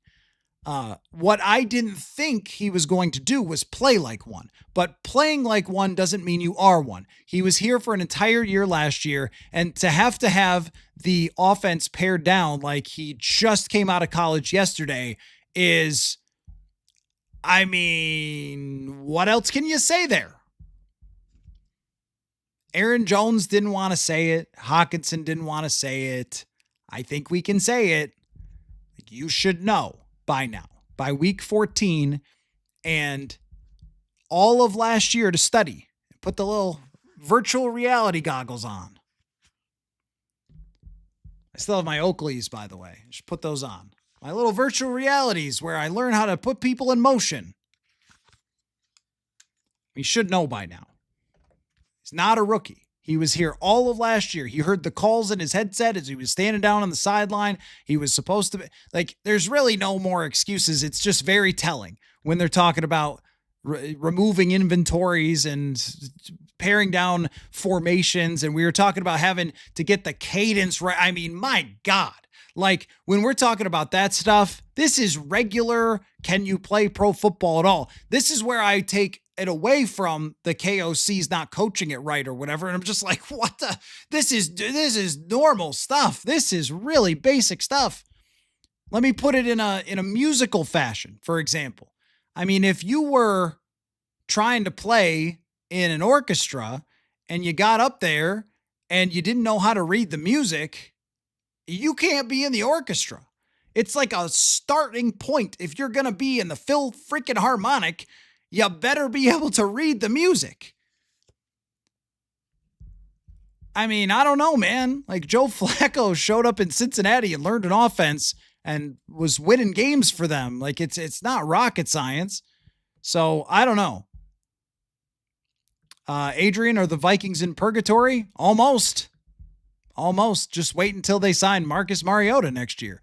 Then they will be in purgatory. Yes. After that, they will. This is why I've brought up on the show. I've got a big show tomorrow with Sam Brookhouse from Sumer Sports, great analytics mind, where I really dive deep into that idea of just sticking with JJ McCarthy and forcing them to sleep in their own bed. Because what you're talking about is how you get stuck in purgatory. Is if you're going out and getting Geno Smith, although that actually does have kind of a high-end outcome, but if you're going out and getting Marcus Mariota or Jameis Winston, or even bringing back Daniel Jones, and you're hoping that those guys can just get you into the playoffs, maybe win a playoff game and save everybody. Who does that sound like again? And that's why, you would rather they just ride it out, or even like what, Dane Mizutani brought up earlier, which is to draft a quarterback, but you would rather you still continue to chase and aim for the outcome you were looking for with JJ McCarthy. That's why the Josh Rosen thing's not crazy, to recreate the Josh Rosen thing where you just move on. If you're getting to this point and you're having to take away the motions from the offense because somebody can't get them into the offense, well, then it might be a point where you're talking about drafting a Moore or a Mendoza or a Simpson and just go from there. I'd prefer that. What I would prefer is if they get to the end of this, and I'm, again, not saying it's over. If they get to the end of this and they have a big old meeting with everybody at the table, all the decision makers, all the people who sign the final check, and they go, look, we screwed up. It's not good enough. And that happens. That's life. However, there is a quarterback in the draft that we can pick at 8th overall, whatever, because we lost a bunch of games. And I know you might be saying, well, we already drafted a quarterback and screwed it up, but that happens. Let us take this other quarterback and take another swing at this rookie quarterback contract thing, because this is the way. This is the only way to the top. I would say, okay, let's do it. Let's commit to it. And then if you screw that up, then you're all fired. I would prefer that to, here's our big plan. We're going to get Daniel Jones to sign back with us because we're going to pay him more guaranteed money than the Colts will. That sounds like Kirk to me. That just sounds like Kirk all over again. And it sounds like if you have Daniel Jones, who I think is proven to be a much better quarterback than he looked like in New York, which might be true for everyone, then you can maybe complete or compete in the NFC North. But even then, the quarterbacks are all better than your quarterback, or at least have higher upside in Caleb Williams. Who wants that? Who wants to sign up for that? Not I. Not I. I don't think that's the way to do it. KFT says, I haven't been critical of Flores or Turner. I would have drafted. Oh, of course. I'm sure you would have drafted Verse. I'm sure you would have. I'm sorry. I don't mean to be rude, but like, and I would have drafted all the good players instead of the bad players too. Dallas Turner has been really good lately and is coming along, and we'll see where that goes in the 2 years between him and Jared Verse. I've been impressed with him lately. Very much. I could see why they picked him and not Verse. Verse is a superstar, and that's absolutely true. He's a monster. No one wants to go up against him. He is super powerful. But now I think you're starting to see a little bit of, like, you get it with Turner. The explosiveness is there. He's starting to get some of the pass rush moves down. He's starting to get better at the little things, as he talked about, the setting edges, and he's improving. So I don't look at that. It's bad process, of course, but the player is on a path really from last year where you don't play a lot early, then you play a lot later, you show flashes, you come into this year and your consistency improves and improves, and now you're getting sacks. And if he ends the season with, I don't know, 8.5, 9.5 sacks, it's possible right over these last few games. What are we going to say? Like, that would look pretty darn good, even if he's not this other guy that they could have picked. Paul says, FanDuel question of the day. I should give that again. First number needs to be with a 2, and it can't be all field goals. Good point. The FanDuel question of the day was the over-under for this game is 42.5. How many points do the Vikings have to score for you to feel better about JJ McCarthy getting on track, or even just a little bit of optimism? How many points? So it has to start at 2. Yeah, I'd agree with that, and not all field goals. But even all field goals would be certainly progress from 6 points in the last 2 weeks. So, okay. I was going to... Should the Vikings trade for Giannis? Yes, he could play quarterback. I was going to look at some of my bold predictions from the beginning of the year, because I thought that we should have some fun before I get to Ben Standig. Yes, at KFT, I saw the Kurt Warner thing about the pure progressions and having it, too hard and stuff. I get it. And Kurt's phenomenal. But also the throws are there, the looks are there, the plays are there, and they're just bad throws. And so I do get to the point where I'm like, all right, how many excuses? We're talking about the worst quarterback play for 6 starts in the last decade. I mean, it can't be that bad. The pure progressions can't be that bad. They can't be that hard. But I get it. I mean, I get what you're saying, and I get what Kurt's saying, and that's fair. Kurt is very, very detailed when it comes to coaching and how the game is played and so forth. But, I also think that, Kurt, maybe sometimes from his viewpoint, it's tough because he's Kurt Warner. He's a Hall of Famer. And so, I don't know, like sometimes it's a harder perspective when you're as great as he was. And I said that to him, by the way, when we talked for my story. I was like, Kurt, everyone's not Kurt Warner. TJ says prediction, JJ goes for 225, 2 touchdowns, 20 rushing yards, and 0 INTs. Now 0 INTs ends up being bold at this point. Let's, why don't we have some fun here for about 10 minutes and look back at some of my predictions before the season. Because every year, I think we've gotten to the point far enough, and then I'll have Ben Standig, who covers Washington, to talk about this game. Great chat tonight, by the way, guys. Let me screen share. Let's see. There we go. So this was my article. I write it every year in June. 50 bold predictions for the 2025 season. And of course, some of these end up being right, and some of these end up being hysterically wrong. Now, I haven't looked at them, but I thought it would be fun. I haven't looked at them yet. I thought it would be fun to take a look and just see how stupid I am or how genius I am. And there's 2 parts to it. So let's look at the first part, and then maybe another time we'll look at the rest. So before we get to Ben Standig, who covers the Commanders. So let's take a look at these. How about this? Okay, prediction number 50 was that the New England Patriots will finish over 500. Not only have they done that, but they've finished way over 500 so far, or they will finish way over 500. So nailed that prediction. The Patriots are much better than I thought they were going to be after seeing them in camp, but the young quarterback taking the next step by spending a bunch of money around him. See, you're a genius if the quarterback is good with the spending. Oh, they overspent on a defensive tackle, Milton Williams. No, they didn't, because their quarterback's good. All right, Justin Fields will make the Jets think about keeping him. Completely wrong. Let's see. This one's on the table. This was prediction 48. The Steelers will have their first losing season under Tomlin. That is very much on the table. 47 was Shadur Sanders will start by week 8. I was really close. Kevin Stefanski will be fired by week 15. That also could still happen. Maybe nail it here. Prediction 46, I won't go through every single one of these, just ones that pop out to me. Trevor Lawrence will set career highs in yards, touchdowns, and the Jags will win the South. All that's on the table. Maybe not yards and touchdowns. That might be tough, but Jags winning the AFC South, very possible. Travis Hunter, unfortunately, did not work out. Ooh, Cam Ward. I said Cam Ward will lead the NFL in interceptions. That could happen. The Colts will win just enough to miss on the top quarterbacks in 2026. I think I get credit for that one. The Chargers will win the AFC West. That one is not going to be right, but the Chargers have been okay. This one I was not exactly right on. I said Geno Smith will make the Raiders fun again, but not good. He has not made them fun or good. How about this number 40? I feel like I'm kind of on a roll here. Number 40, this is from June 26th that I wrote this predictions article. Bo Nix will not be a top 15 quarterback by rating or PFF grade. Both of those things are true right now, and they're 10-2.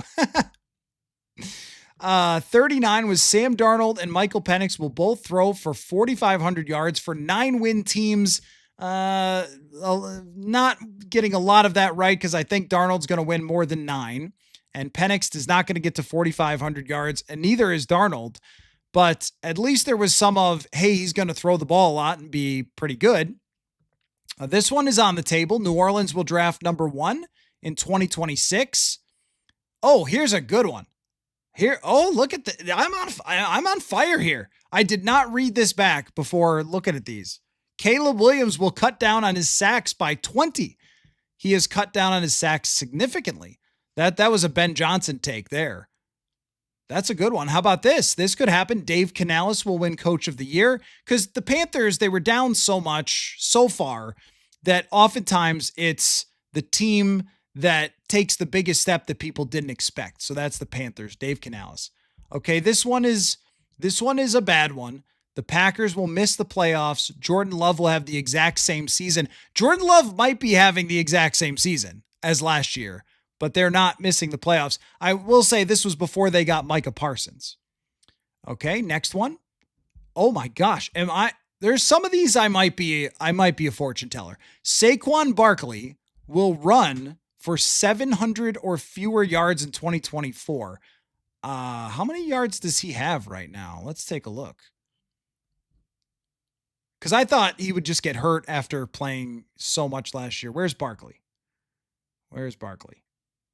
Okay, 740. So he's over 700 yards, but it's not good. So regression. I get the regression. Brian Dable fired by week 14. Absolutely nailed it. Okay, here's a miss.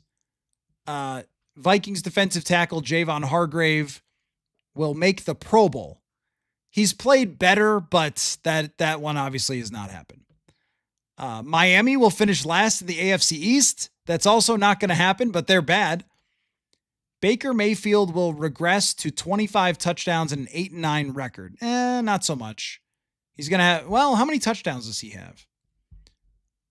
They shouldn't have an 8-9 record. They should end up better than that. How many touchdowns does he have? Where's Baker?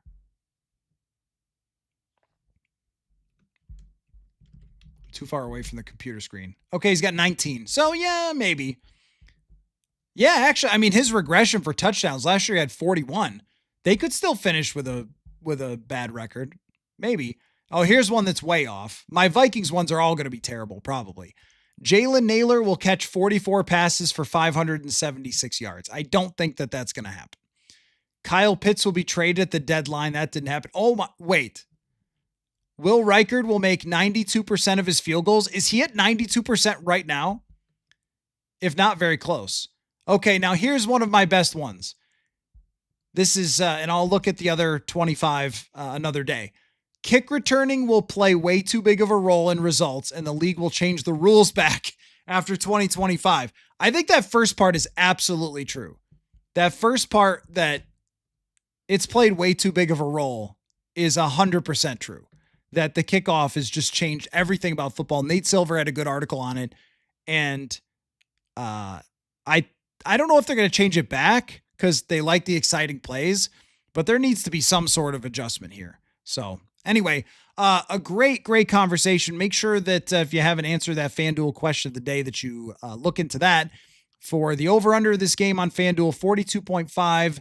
How many points do the Vikings need to get you at least a little bit excited about the offense and where this thing can go in the final 5 weeks?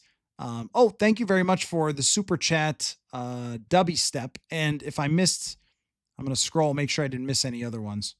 Thank you very much for that. Always appreciate that. Sometimes I get too far behind in the chat and people give them and I miss it. And I feel bad about that. Okay. So thank you so much for a great chat here this evening. I really appreciate it. Want to end the show tonight with a conversation with Washington reporter Ben Standig. He used to work for The Athletic. He went solo like me and now does Last Man Standing and covers the team. He's going to be here in Minnesota. You know, he's with their beat every day. So I asked him a lot about potential Vikings starting quarterback for 2026, Marcus Mariota. Here is that conversation. All right, we welcome into the show for the very first time, but a friend of mine, Ben Standig, who writes The Last Man Standing, formerly of The Athletic, covers the Washington Commanders. Ben, it's great to have you on the show. Maybe we can just begin the conversation with a simple question. What happened to our football teams, Ben? I was picking the Commanders to be back in the NFC Championship. People thought the Vikings were going to win the division, and here we are covering two sad sack teams that are 3-9 and 4-8. What happened? Yeah, well, I mean, this is definitely not what anybody anticipated. You know, we can get the injury caveat out of the way. Washington's had an extraordinary amount of them. I mean, just on offense, Jaden Daniels has missed half the season. Terry McLaurin missed 7 of 12 games, though he came back last week. Noah Brown, their other projected starting wide receiver on the outside, has not played since week 2. Austin Eckler, they lost in week 2 for the season. And that's just on offense. The defense has had its own share of injuries. And the thing about the injuries, which of course are common for every team, has some injuries, some more, some less. It's that Washington, I think because of last year's success, people overvalued the overall roster. This was still a team that had been coming off not just a 4-win season before Adam Peters and Dan Quinn showed up. It's that a team that had completely botched multiple draft classes prior to that group, and they just have no depth. That's why they had to go, why they chose to sign a bunch of guys, older vets, to one-year deals to sort of get the quick fix. But the injuries exposed the lack of depth. Last year, they just honestly just didn't have that many injuries, and everything kind of worked out.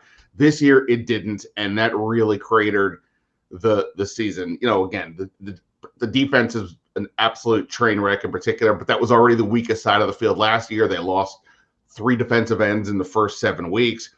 They've now lost their 2 starting outside cornerbacks for probably for the year, I would guess at this point, certainly for this week. And all that's been a huge issue. And, you know, whether there's other aspects of it, you know, I mean, Jaden Daniels hasn't played enough to even say, hey, is he regressed? No, I don't think he has. But I mean, you know, is there something there? What's going on? So, you know, you hate to blame injuries, but if you don't, you're not being realistic with where this team is. But then, like I said, it exposed the real issue, which is they don't have enough depth because it's still only year 2, essentially, of a quasi rebuild. But also, I mean, what team has enough depth to survive that many injuries. I mean, I can't think of too many in the league. In fact, the Vikings early in the year went through the same rash of injuries, and it had an enormous impact on them because there are 32 teams. There's not enough football players out there. I don't know of any team in the league that can lose half your roster and be like, no, it's fine, unless you have greatness at the quarterback position. But even then, we're seeing some of the great quarterbacks in the league hover around 500 this year. So everybody's human in the NFL. I want to skip and then circle back to the Jaden Daniels point because I have to ask you something. I'm going to put it in the headline. So this is why I got to get it early. Is Marcus Mariota going to be the Vikings quarterback in 2026? Like, is that a thing the Vikings should do? I saw you wrote about this today that they should re-sign him. And I'm like, he might have a starting opportunity in Minnesota next year. Well, and that's kind of why I wrote it. I mean, we all know if the starting quarterback is the most valuable guy in the team, the backup is going to be pretty high on the list especially if you're a contender. And look, they've lost 7 in a row, so I'm not suggesting that Marcus Mariota is like some savior, but he's one of the few backups in the league where the overall process does not need to slow down because of the backup. He's still a pretty aggressive quarterback. In fact, like I just looked up on True Media, he's number 1 in air yards per attempt, which is kind of a weird stat. I mean, they've been losing so much, they're throwing the ball down the field. The point is, though, often with backup quarterbacks, we get some guy who's like a timid soul who's afraid to really kind of dig in. He's not. He's highly respected, all these things, and he's been a great mentor for Jaden Daniels. I don't think he's a starting quarterback for anybody. The best you could say would be, if a team is drafting a quarterback, hey, could you be the guy who starts the first 6 games of the season to then give way to that guy? Now, obviously, JJ McCarthy, in your case, not a rookie, and you would like to think I'll talk to you about that, but you'd like to think that at least by next year, you don't need the stopgap. You need him to step up or maybe direct competition, and I just don't honestly think Mariota is that. But that said, considering the Carson Wentz, the Max Brosmer of it all, I would understand if somebody looks at Mariota and says, hey, no, don't discount him. We're drowning over here with the options that we've had, so that guy looks pretty good. Well, this is something that we're going to find out in these last 5 games is just how much belief they can have about JJ McCarthy going into next year. But I think we've probably reached a point of if you play this poorly for 6 games, even if you do well against a Washington defense that is completely hammered with injuries and has been very bad, they play Dallas the week after, they play the Giants the week after. These are easy opponents defensively. And if you have some moments against them, that could be fool's gold, right? Where you're probably more the guy through the first 6 games. And also, the temperature's getting turned up here in Minnesota on the leadership for the decision to let Sam Darnold go, to fall off from grace like they did. And that's where you might be looking for a quarterback to start for you if you have a competition with McCarthy and he doesn't win it. And I think if you're the Vikings, the one thing they've always believed in is that they could get more out of quarterbacks than is actually there. Now, that theory has been really tested this year because we haven't seen it with inexperienced quarterbacks, but we did see it with Sam Darnold, and even Carson Wentz played pretty well here. They might just think that any veteran quarterback who can throw halfway decent on time to Justin Jefferson would be an enormous improvement. And I think that Marcus Mariota has to be in that conversation, even though overall I agree with you that there's no sample size to suggest that he's really a starting quarterback. They might have to consider guys like that because you look at the other options. Mac Jones, well, you'd have to trade for him. Are you giving up assets for Mac Jones? Or is San Francisco letting him go after Brock Purdy was hurt half of the year? Or I've brought up Geno Smith. Like, it's not great over here, Ben. It's not a great situation. And Mariota, watching him the other night against Denver, I was like, that's way better than what we've seen this year. Yeah, no, I mean, he was aggressive against the Broncos. I mean, right, Denver, the number 1 defense in the league, and Mariota led them down the field at the end of regulation, 85 yards for the game-tying field goal, or not 85 yards, but they started at the 15 game-tying field goal, and then needing a touchdown to keep the game going, drives them down the field. They didn't just score 1 touchdown. They scored multiple touchdowns, and one was called back because of a penalty. There was another one where Zach Ertz the ball was in his hands in the end zone. He couldn't reel it in.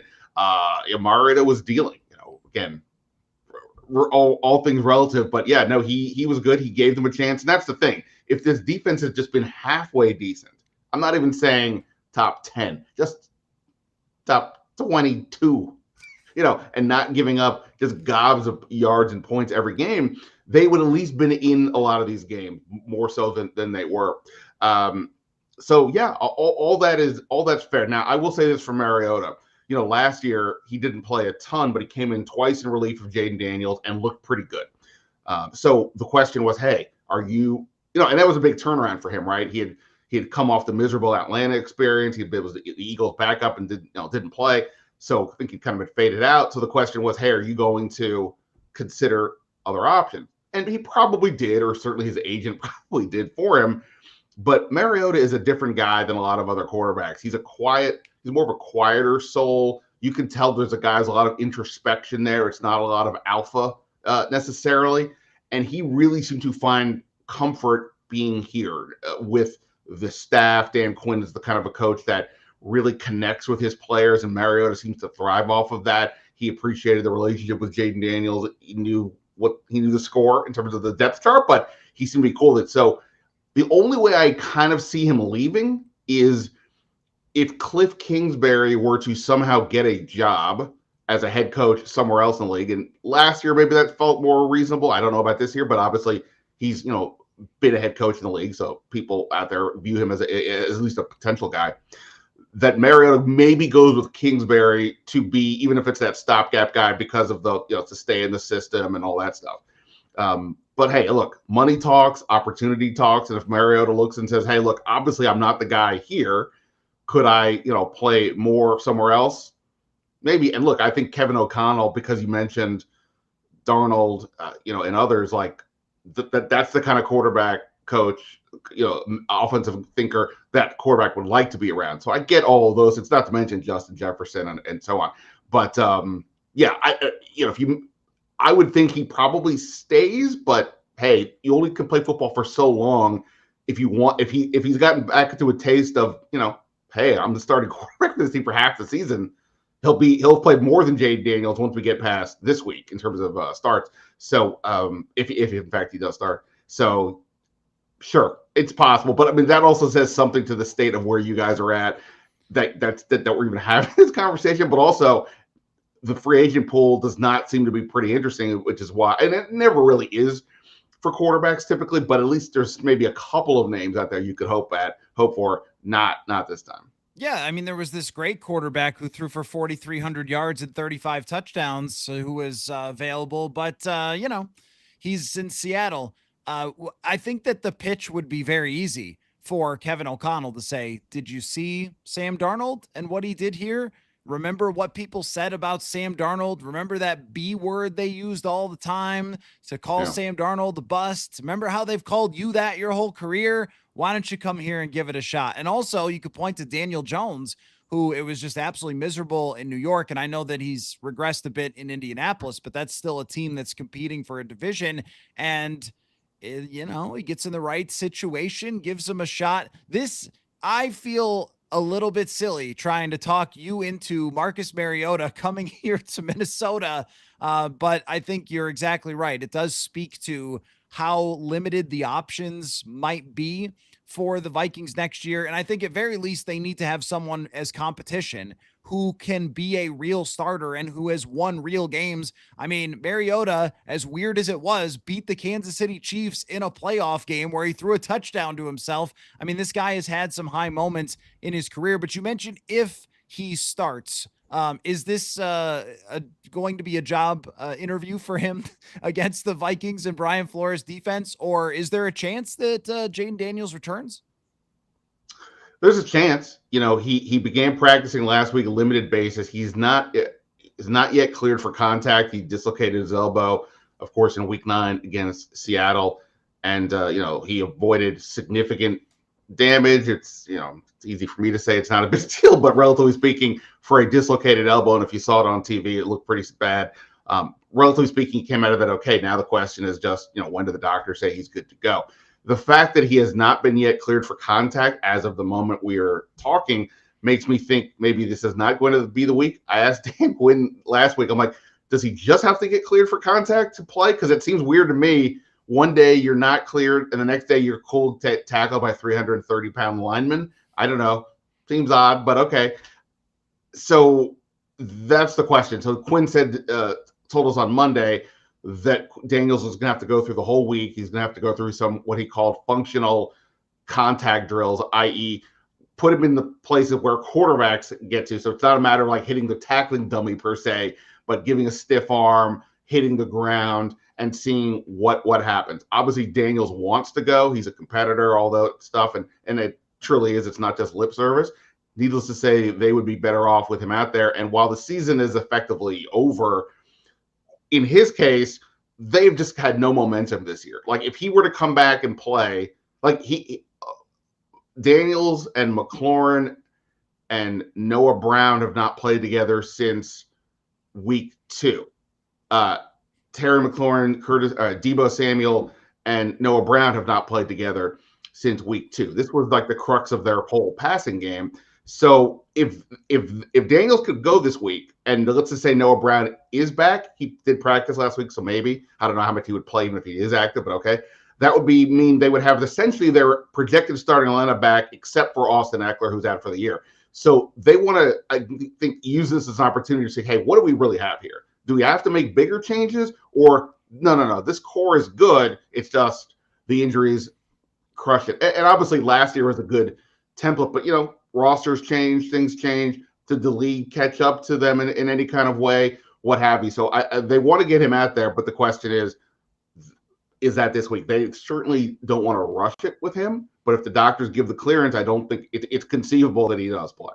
So last year, everyone, I think, very fairly anointed Jaden Daniels as the next great quarterback in the NFL, and it was just a failure to launch this year because of injuries. But I do think that part of his history going back to college was playing like who was it? Somebody, maybe it was Nate Tice, called him like Wile E. Coyote with the way that he played, where he was just always running into something and not really protecting himself. I was thinking the same thing with Jackson Dart, where every single week everybody is begging him, dude, just get down, stop taking these cartoonish hits. And even with the play that he gets injured, the game is basically over and he's still out there and tries to make some sort of special play and then ends up getting hurt.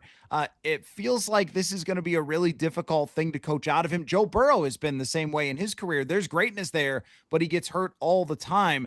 Are you guys there concerned that it's going to be a lot of stops and starts going forward with Jaden Daniels, or can he figure out how to stay healthy?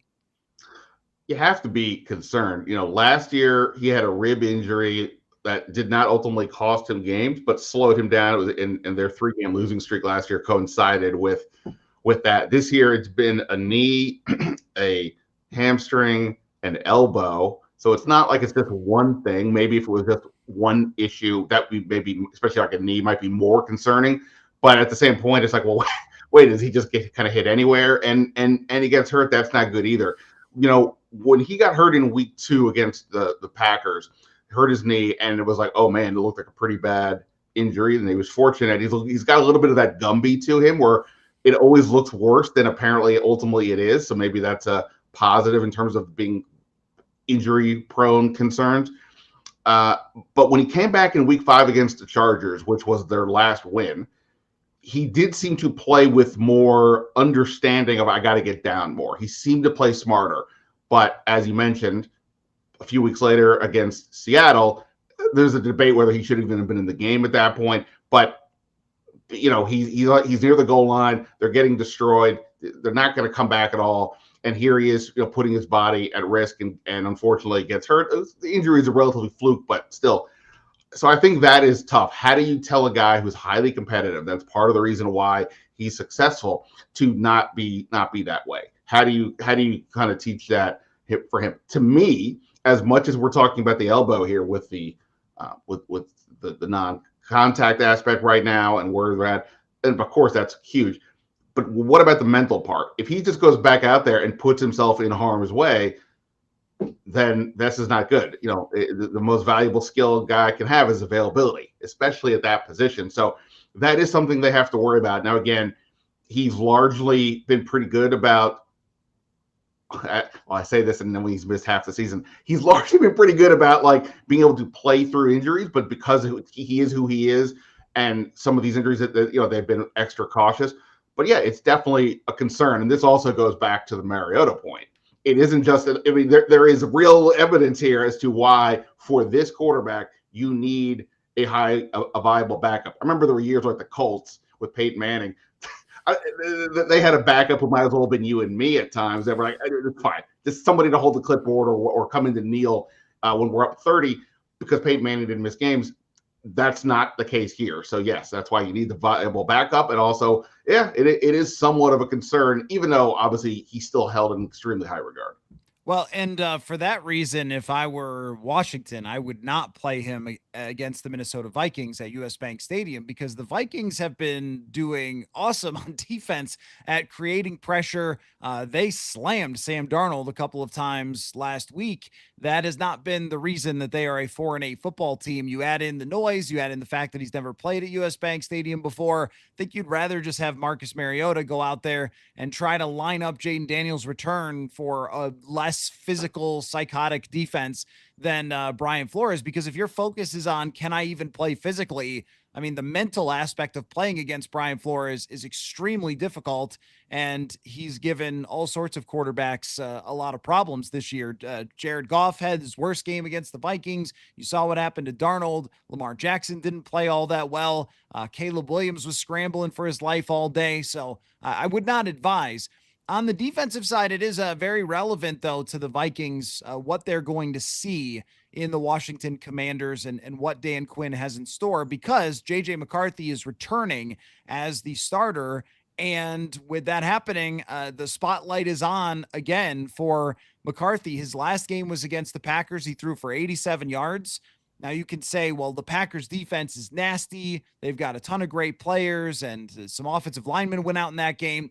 But, he also struggled against the Ravens defense. He also struggled against the Bears defense. This defense, though, seems worse than almost everyone in the NFL. So does JJ McCarthy have a chance to play some AAA baseball here before a call-up late in the season to play real teams on defense? Or do you think that they have patchworked it together enough to still make it difficult on him? The Syracuse Sky Chiefs defense is who it is. Right. I mean, look, the Broncos had over 400 yards of offense this last game, and Bo Nix is hardly been better than JJ McCarthy, but he's not exactly a Pro Bowler at this stage of his career. And it was overtime, and yet it was a second game in a row where Washington's defense was notably better than it had been, and it's the 2 games since Dan Quinn took over as the play caller. They've been going with a lot more zone. Now, part of that is they've lost both of their starting outside cornerbacks with injuries. And again, the real rub for them is going back to the depth issue. They were pretty limited with their pass rush options in the first place. That Dorrance Armstrong came out this year was playing really, really well. He's even still ranked very high in a lot of the pass rushing numbers, but he got knocked out in week 7 with a season-ending knee injury. Dietrich Wise, hardly a major force, but he was brought in to be a presence against the run. He gets knocked out for the year in week 2, and they've really just kind of lost their pass rush options since. And of course, when you don't have a pass rush, everything in the back end is much easier to dissect. But with Dan Quinn, it's hard to know exactly why. So one theory that somebody presented to me this week was that not that the defensive coordinator is a middle manager, but when the head coach is now in your room as the defensive coordinator, maybe everybody's a little more on their P's and Q's. So that might have something to do with it. But yeah, look, this is not a great defense. They have been susceptible to giving up big runs on the outside, on the edges. If you can get tight ends matched up against linebacker Bobby Wagner in the middle, he's going to the Hall of Fame. He's still really good against the run, but he's just not adept at covering guys in coverage.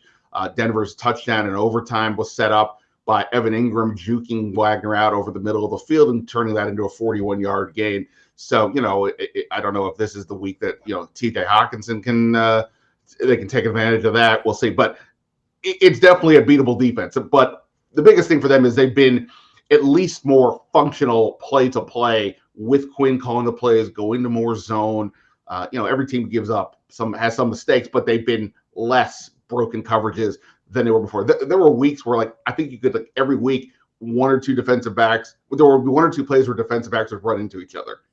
And if that's the bar they've been clearing the last couple of weeks, so that's positive. But yes, if JJ McCarthy has some game in him, and with Jefferson and the pieces they have on the outside, this should be a place where they can look more functional, make some plays down the field. And if not, then like you said, there may be a little bit more worry there. I will just say though, in the last 2 weeks they went up against Jalen Waddle and Courtland Sutton. Jalen Waddle didn't do much for the Dolphins, and Sutton did have a touchdown along with a 31-yard catch, but it wasn't like he was 8 catches for 150. So they've been better against some of the top receivers. If Jefferson obviously is a step above those guys.